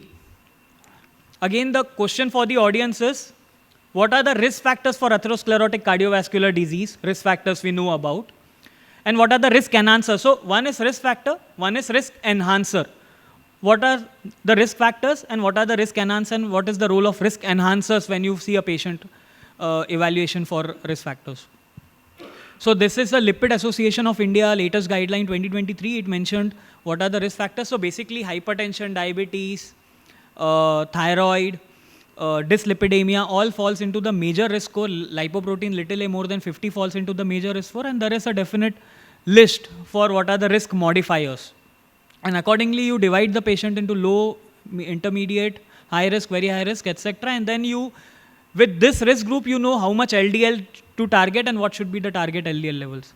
So this is again a very, very recent case, and Dr. Vishal, Dr. Kedar and me, Dr. Gaurav, Dr. Kedar and me are very, very keenly involved in this case. This patient is not yet discharged. Today he's on day 4 of our procedure. So this is a very interesting case where a 50-year-old male, known case of hypertension, dyslipidemia, coronary artery disease. He has history of status post PCI in 2022, single functional kidney. In 2020 he had a stenting. Ejection fraction that time was 50%. Single stent was done, but there was no records. 2022 there is a documentation of heart failure hospitalization. His ejection fraction was 35. Had creat was 4.0, and the baseline creat had come to 1.7. Not evaluated, medically managed, but was told ki itna creatinine, single functioning kidney, very high risk, ejection fraction low, better to do nothing. 2025 December, I saw him when he was admitted in heart failure hospitalization. Ejection fraction was 10 to 15%. Create that time was 2.8. Non-oliguric. Medically managed, stabilized. Create came down to 1.6. Stabilized and was advised for further coronary evaluation. And we did one angiography for him. So the angiography at this stage showed he had the artery which was stented was totally blocked, and he had native triple vessel disease, and LAD had diffuse disease. So not a very good candidate for stenting. So if you can see here, the LAD is having midline lesion, could be stented here, but distally was so diffuse that if it gets blocked again, the entire LAD goes down. This was almost looking like a viable territory, and this also was a CTO. So basically he was surviving on a single vessel with 10%, 90% lesion in that vessel being occluded. So my question here for Dr. Gaurav is, what do you feel when you see this kind of patients? Now, of course, we have done the angiography. We see that his ejection fraction is hardly 10%. He's in heart failure. Angiography, we wanted to give a dye of less than 10 ml, but because he had triple vessel, we had to evaluate in terms of bypass also. So we ended up giving 23 ml contrast. His creat is stable, he's non-oliguric, not in heart failure. So what is your approach in these patients when you see these patients? So generally, when these patients come to you with a low EF of 10-15%, one thing you need to understand, even if they look normal from outside, their organs are performing at a very minimum activity. So any event, any hemodynamic compromise can deteriorate the organ functions further. Just understand, maintaining hemodynamics in the ICU is just like any budget for a conference. If the budget is good, आप खोपोली इमेजिका में conference कर सकते हो. अगर budget नहीं है, so फिर बोरीवली में करना पड़ेगा. So same way, अगर if you maintain a good hemodynamics in the ICU, you can do any procedure. Absolutely. Of course, the risk involved is definitely there, but the outcome after the procedure will be definitely much better. So such patients, when they come in the ICU, the first and the foremost thing is to optimize their organ functions. So we'll come to that because we have not yet planned. So we'll come to that, please wait. So here the idea is we have to stabilize the patient, make sure that hemodynamic reserves are good. If his hemodynamics is good, if you are lingering at borderline BP, no therapy is going to give benefit to the patient. That is the point. Very well, and very wittily he had given the analogy of Imagica. So next line of management here, we discussed with the patients everything. See, the most important thing, what I understand is, whenever we are dealing with sick patients, it is not about being daredevil, but it is about the open communication we have to keep with the patient. You have to spend that extra 20-30 minutes, understand each and every doubt, explain them everything with the scientific understanding, and then take it further. So here, we explained them that his ejection fraction is very low. We are seeing a triple vessel disease. We do a viability scan. If his viability is bad in other two lesions, we do a minimal invasive surgery where we do a Lima graft to LAD. Because it was diffuse, I did not want to put a proximal stent. It wouldn't have been of any benefit because you're not treating the distal diffuse disease. If it was a triple vessel, if you see some viability, we'll advise for a proper bypass surgery. So that was the plan which we went ahead. We did an MRI. If you see an MRI here, so there are 9 or 10 segments which are showing that the viability is still preserved. His ejection fraction was 10% as per MRI. Still lot of viable area, okay? And most importantly, the LAD was not completely non-viable. It was still showing viability. Explaining everything, we explained them. Patient took long time for discussion, taking a decision. They came back to us with the decision for surgery. We admitted the patient. This last Monday only we admitted the patient. Plan was to do a surgery on Tuesday. However, to our surprise, we saw that the patient, even though looked stable, but was in massive heart failure. His creat was 5.4. Yeah, so Dr. Gaurav will give His creat was 5.3. He had a severe metabolic acidosis in ABG. pH was 7.21 with base deficit of -14. Lactate were around 2. Potassium were around 6.4 something. Yeah. So and BP was just around 100 by 60, 100 by 70. So we had to again modify. We went ahead with our plan. So the plan was, if everything would have been stable, the plan was to put him on an IABP support and then to take him for the procedure. Now, in these cases where they have single functioning kidney, compromised heart, patient in heart failure, ECMO gives a better result, but here we were also being challenged by the financial constraints of the patient. So, to manage his finances, we had to go ahead with an IABP. We started him on diuretic infusion, started treating all his metabolic parameters, made him dry more than 7 to 8 liters in 2 days. 7 to 8 liters dry. And so then the thing is, when we start this patient, we form a multidisciplinary team. It's like the cardiologist, the intensivist, the cardiac surgeon, and the nephrologist, all they involved. We make a plan A and B. Then we go back to the relatives. You explain them the risk involved, the current condition of the patient, the risk involved, and if our plan A doesn't work, then we have a plan B. So communication with the relatives is the utmost important in this patient, because it should not come in the middle of the night, a shock to them. Oh, sir, doctor, आपने तो बोला था कि bypass के बाद सब अच्छा हो जाएगा. The patients are not doing well. So when we had counseled for the first time, we told them the risk of dialysis still would be there because he has single kidney, but the risk is less. But after seeing him again coming with a 5.4 creat, that risk post-procedure was explained again that it is a higher risk, not a lower risk. And then I would like to ask to our cardiac anesthetist, Dr. Kedar,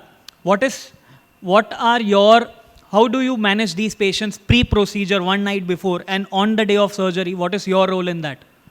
So the rule from the ICU is very important. First of all, they have already done the patient negative, and on the day of the surgery, if the ejection fraction is more than 30, I take lines after induction and everything. But this patient was having an IABP, so all the lines were taken pre-op, USG guided, and to induce such patient with 10% EF, it itself is a challenging. Sometimes the patient don't tolerate the induction process. They crash immediately as soon as the etomidator is given, right? So the very moderate or very less dose of induction agents was used along with the inhalational agents for induction of the patient, and drug modification, like whatever we use, like atracis, histamine release, and finally fall in the BP, ROC is used. So finally the all kidney related drugs has to be used with risk balance ratio, and induction has to be, even during the intraoperative procedure, whenever there is heart lifting, I have to be more even careful. I have to maintain the right level of the CVP, so that not immediate fall of the BP and crashing of the patient. So in such case, patients, if only one graft is there, still the chances are very much that patient will crash as soon as the LAD is opened, as the heart is serving only on LAD territory. Okay, again, with the rule of the CABG, I use transesophageal echocardiography. After the grafting is done, I see the various segments, whatever he told that 10 viable segments were there, where we can actually see how much pumping is there and how the segments are moving. So the role of the TE intraoperatively is very much in all the cardiac patients, and we use it routinely in our cases. Yes. Transesophageal echocardiography. Yes. And then in these kind of fussy, sick patients, first we should not have is only minimal invasive surgery, only lima grafting, only arterial grafting. The primary role here is you give a good result, increases life expectancy by at least 10 years. That is that is what we are looking forward. So here, instead of going for complete arterial grafting where the procedure duration becomes little longer, we decided to have a lima Y, and then the other arteries were given venous graft. So 3 vein graft and 1 artery graft, 2 lima, 2 LAD, as well as diagonal was put. So total 5 arteries we have grafted. This is the current today's report. You can see his creat, which was 5.1 on day 1. Now it has come down to 2.3. He's still passing good amount of urine. Today we decided to remove IABP. We wanted to remove it on Monday, but there is a drop in hemoglobin today. So because of prolonged heparin, there is, I think, some thrombolysis which is going on. The platelets also have dropped sharply, and that is why we have removed the IBP. So far the patient is doing good. The take-home message here is, we should never decide by ourselves whether this patient can be treated or not, or just needs medical management. Always we have to go with the science, refer to the cardiologist, let us go ahead, explain them everything. And so if you see this trial, this is a stretch trial designed by CVT as the surgeon's team. And here it clearly mentions some points. Viability did not modify the benefit post-CABG. if somebody had non-viability still, there was no direct association that whether they will survive after 5 years or not. And the same data was also extended to 10 years follow-up. Also, if you can see survival benefit from CABG may result more. So if you revascularize, you're preventing that fatal MIs, and that actually gives the survival benefit to the patient, not just the viability alone. So case 4 here, I would like Antrix to take over this case. It's a case of peripheral artery disease.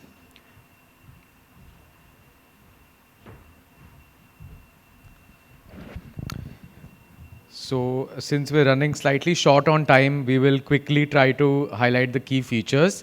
So diabetic foot, 70-year-old male with a non-healing ulcerated wound on his foot for more than 9 months. Uncontrolled diabetes mellitus. The first wound is what the patient had, just to show you an idea of, sometimes the kind of neglect or the kind of, lack of awareness that the patients or their families may have. This is another example of a small wound that started near the toe and then has progressed to this extent. So what is our approach to this? So first question would be to Dr. Gaurav in terms of diabetic control. Can you just quickly tell us 3 key points in good glycemic control? So basically most of these patients, they have an uncontrolled diabetes. So the first target is to bring down their sugars. In case of an acute thing, the sugars should be less than 180 because we don't want an acute episode of hypoglycemia also for these patients. And then the long-term goal should be to reduce their HbA1c to around 6 to 6.5. Okay, Dr. Amit, can HbA1c alone be used to diagnose diabetes? Oh, so HbA1c alone is very good test to monitor the patient once you are diagnosed for diabetes. For the first time diagnosis of diabetes, the latest ADA criteria is you look for fasting sugars, postprandial sugars, that is 2 hours after anhydrous sugar challenge of 75 grams. You look for random glucose as well as HbA1c. If out of these 4, any 2 are falling into the diabetic group, then they are diagnosed with diabetes, not a single test alone for the diagnosis part. Dr. Gaurav, regarding antibiotic of choice, as a general practitioner or someone seeing such a patient in OPD, is it okay for them to start this patient on 600 milligrams of linezolid twice a day, or should it be Augmentin Duo 1.2 gram BD? So Augmentin Duo 1.2 gram BD works very well. Clindamycin, and even there's no need to have a combination. Either you can give Augmentin or you can give clindamycin. But clindamycin generally should be 600 milligram 8 hourly. So the point here being... And one more thing is also you need to look for UTI also. See, because most of these patients, they are on SGL2 inhibitors.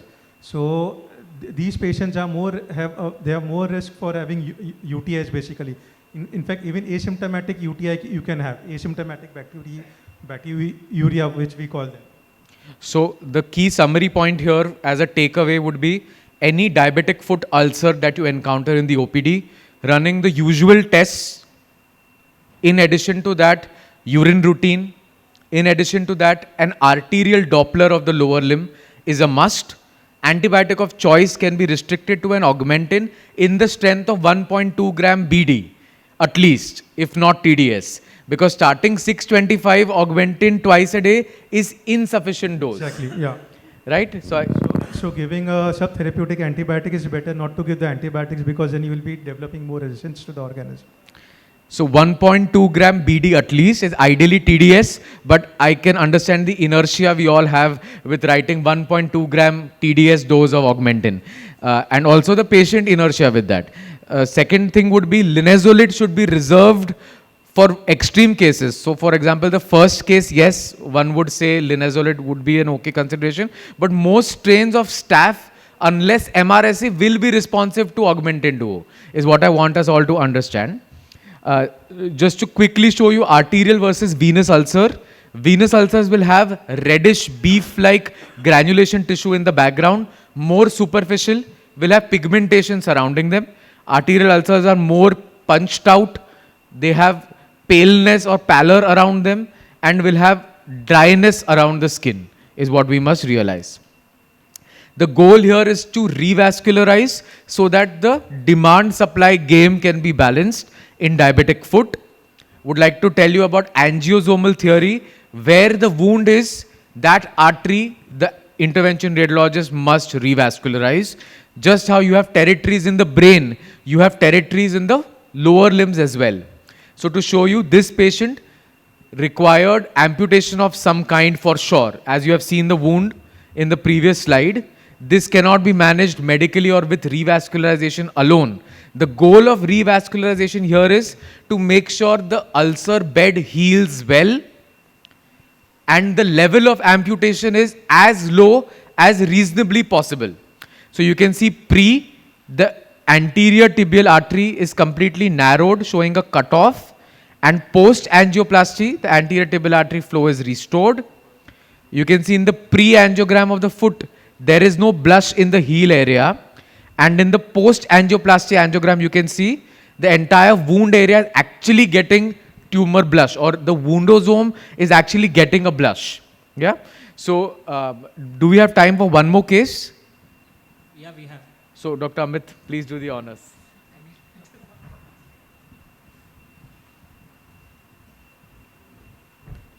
Sorry, organizer, I was just checking the time and I thought we've not finished 1 hour. So we do have time, right? So case 5, before we go with case 5 now, I'll give you a clue that this case is about valvular heart disease. So my question here is, when a patient walks to you in your clinic, are there some clues from their history that will tell you that, okay, this is a case of valvular heart disease? And if at all, what possible valve is involved? So I would just explain here that normally there are 6 cardiac cardinal symptoms, including chest pain, breathlessness, palpitation, giddiness, edema, and fatigue. Now, patient who has got mitral stenosis, because there is a tight lesion between LA and LV, usually their first presenting complaint is most commonly dyspnea on exertion. It may be a long-standing, because disease is a slow progressive disease, so they will have palpitation, they may have orthopnea, PND, fatigue. Regurgitant lesions usually have palpitation as their history. They usually don't complain of breathlessness unless their LV is compromised, or their LV or the patient goes into atrial fibrillation. They don't usually have dyspnea.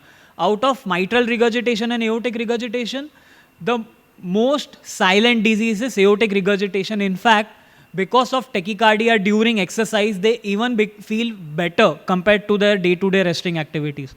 And aortic stenosis usually presents as a triad of symptoms. They may appear at different times, but they include syncope or pre-syncope, angina, and dyspnea. So these are some clues. And if you put a stethoscope, if you see an ECG showing LVH or LA left atrial enlargement, it gives you a clue again that we are dealing with a valvular patient. So coming with this background, I'll just show you a spectrum of a couple of patients, one with aortic valve and one with mitral valve. Aortic valve patient will not go into the details of this discussion because it's a TAVI case. I'm just upfront saying it. It's a 66-year-old male patient. Basically, history of he had cardiac symptoms, breathlessness on exertion, pre-syncope. There was right bundle branch block. Now, this patient was evaluated, found to have severe aortic stenosis. Now, my question here for Dr. Kedar is, when you see a patient of aortic stenosis and when we decide that we have to take this patient for TAVI, how is a role of cardiac anesthetist to monitor the hemodynamics during different phases of implantation of a TAVI valve? So my work starts right from the patient on the table, right?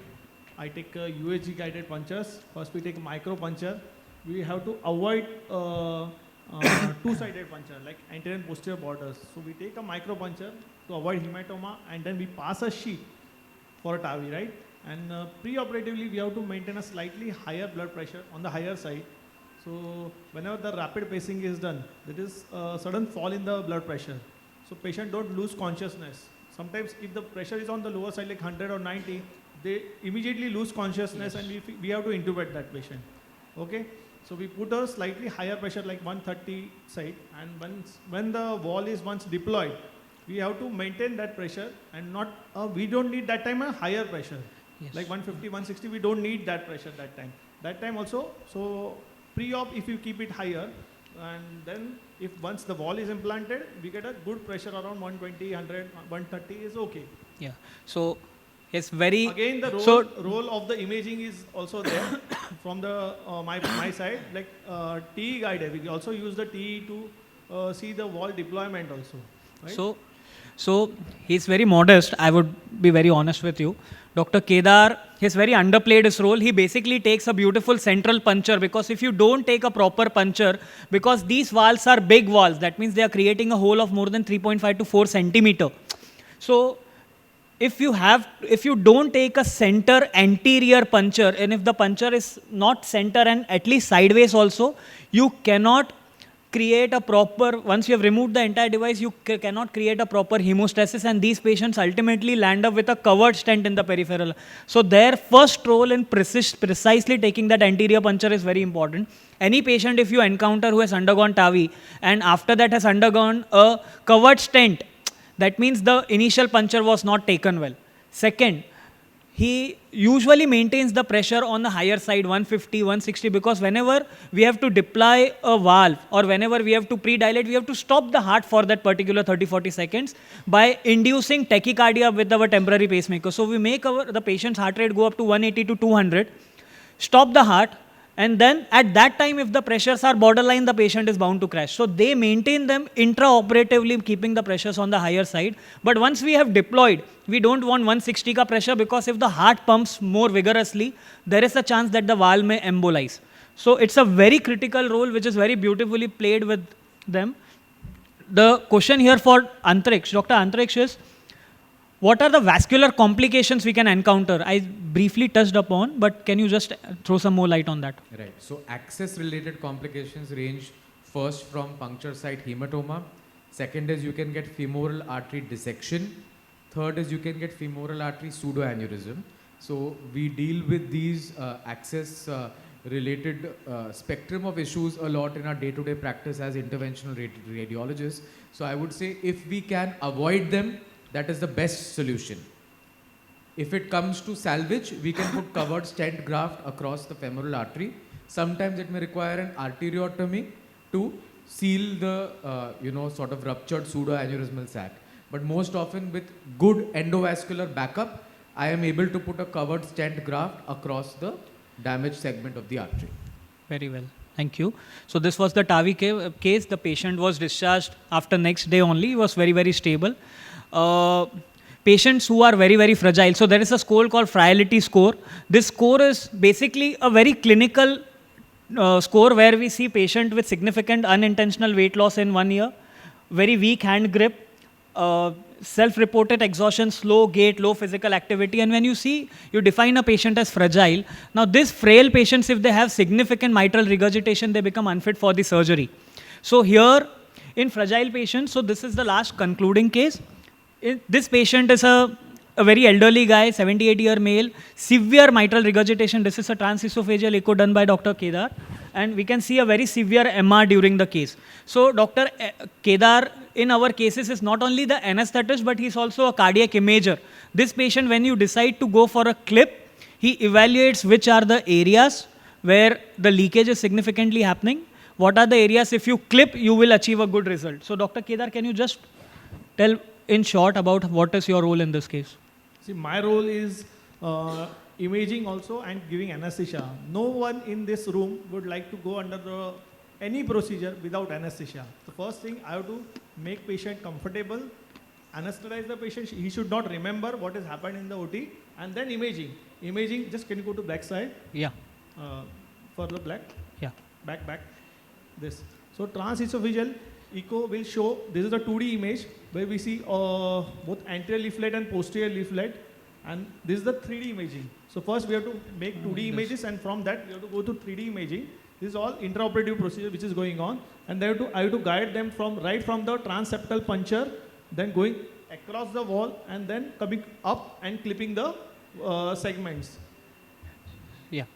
So this is the this way all the steps are. So this is upper portion is the LA, the lower is the LV, and then how the clipping is done. So both anterior leaflet and posterior leaflet, the clipping is done, and the mitral regurgitation is So decreased. during the entire step to step, every step is coordinated by the anesthetist and the cardiologist, the imager and the cardiologist, I would be very honest. And after this clip, we can see that there is a central bridge which is created, and a single hole has made 2 holes because the central एक चिमटी लगा दिया है. So these patients are very, very sick patients. They usually are elderly age, very, very compromised EF, and there is a very significant role for intensivist in these cases. So post-procedure, how do you manage this case? What are the challenges? Please, if you can briefly explain. So basically, after mitral clip, you are altering the physiology of the patient, which he has been living since last so many years.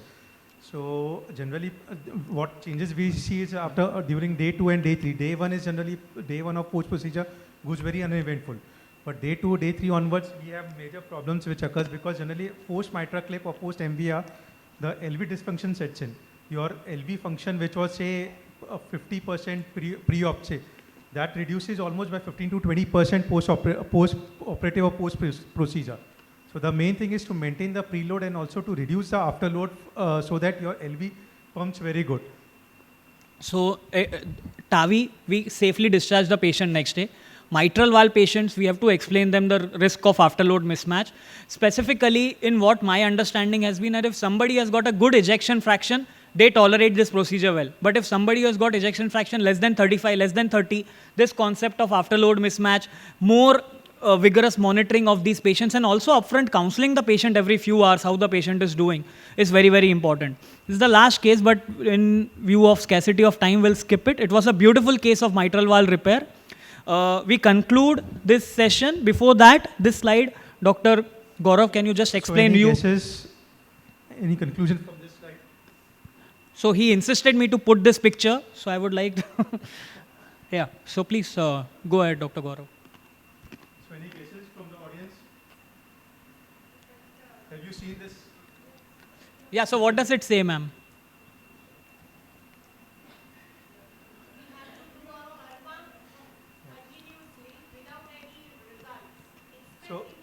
So ma'am, in Mahabharata, Lord Krishna, along with the special chariot, helped Arjun win the war of Mahabharata.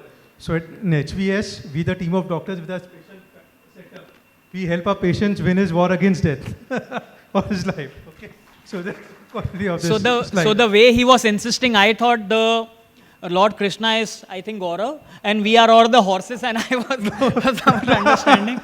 So, but to conclude, it is always a heart team approach, and it is never an I in our team. And if you work as a team, and always that team should include the patient's relatives and patient himself. And if the counseling part, everything goes well, we can do a lot of miraculous work with the blessings of our God. Thank you. And one more thing, and in a heart approach, it's always a test match. It's not a T20. So we should always be like, go slow with the patient. Okay? We should not be in a hurry. Yeah. So thank you so much. Thank you. You have been an amazing audience. Thank you. Thank you, sir. It was a wonderful presentation. I would say a panel discussion. Now I'll request Dr. Paresh Mehta, sir, Dr. Kinjal Modi, sir, and our secretary, Dr. Meenal Panchal, to felicitate a team of panelists.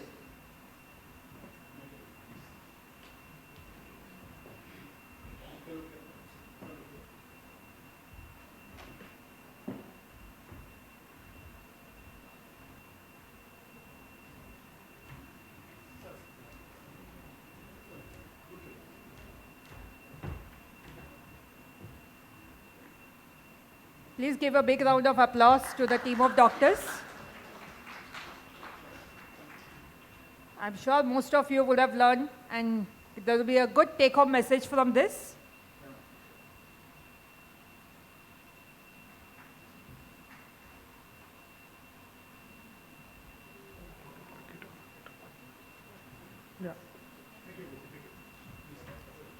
Come on, doctors, खाली पेट भी ताली बजती है. Keep on clapping. जो जोर से ताली बजाएगा उसको एक्सप्रेस लाइन में मिलेगा खाना, बाकी सबको क्यू में खड़ा रहना पड़ेगा.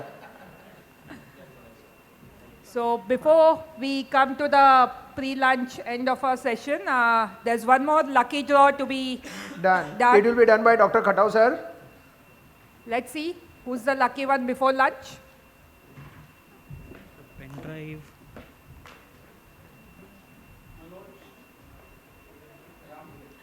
Dr. Manoj Ramgude.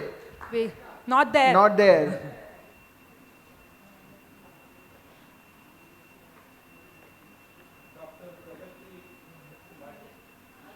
Dr. Yes. Pragati, yes. Ma'am is here.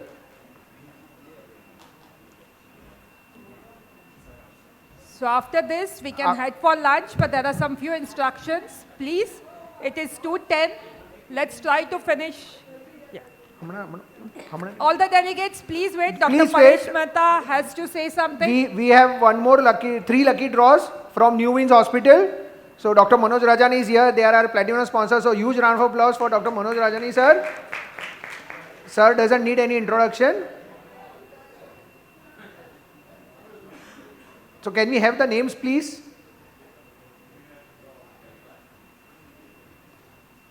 Please be seated.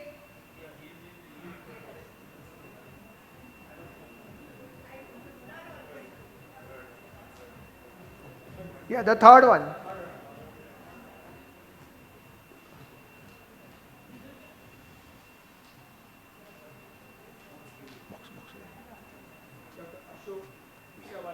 Dr. Ashok Viswadia.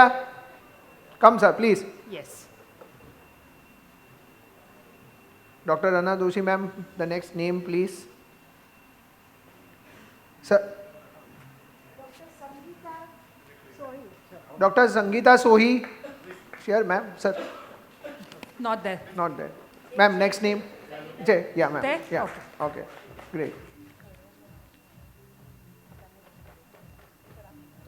Sir, second one, please. Dr. Sangeeta Sohi. And the first prize? Dr. Shaileja Patil. There.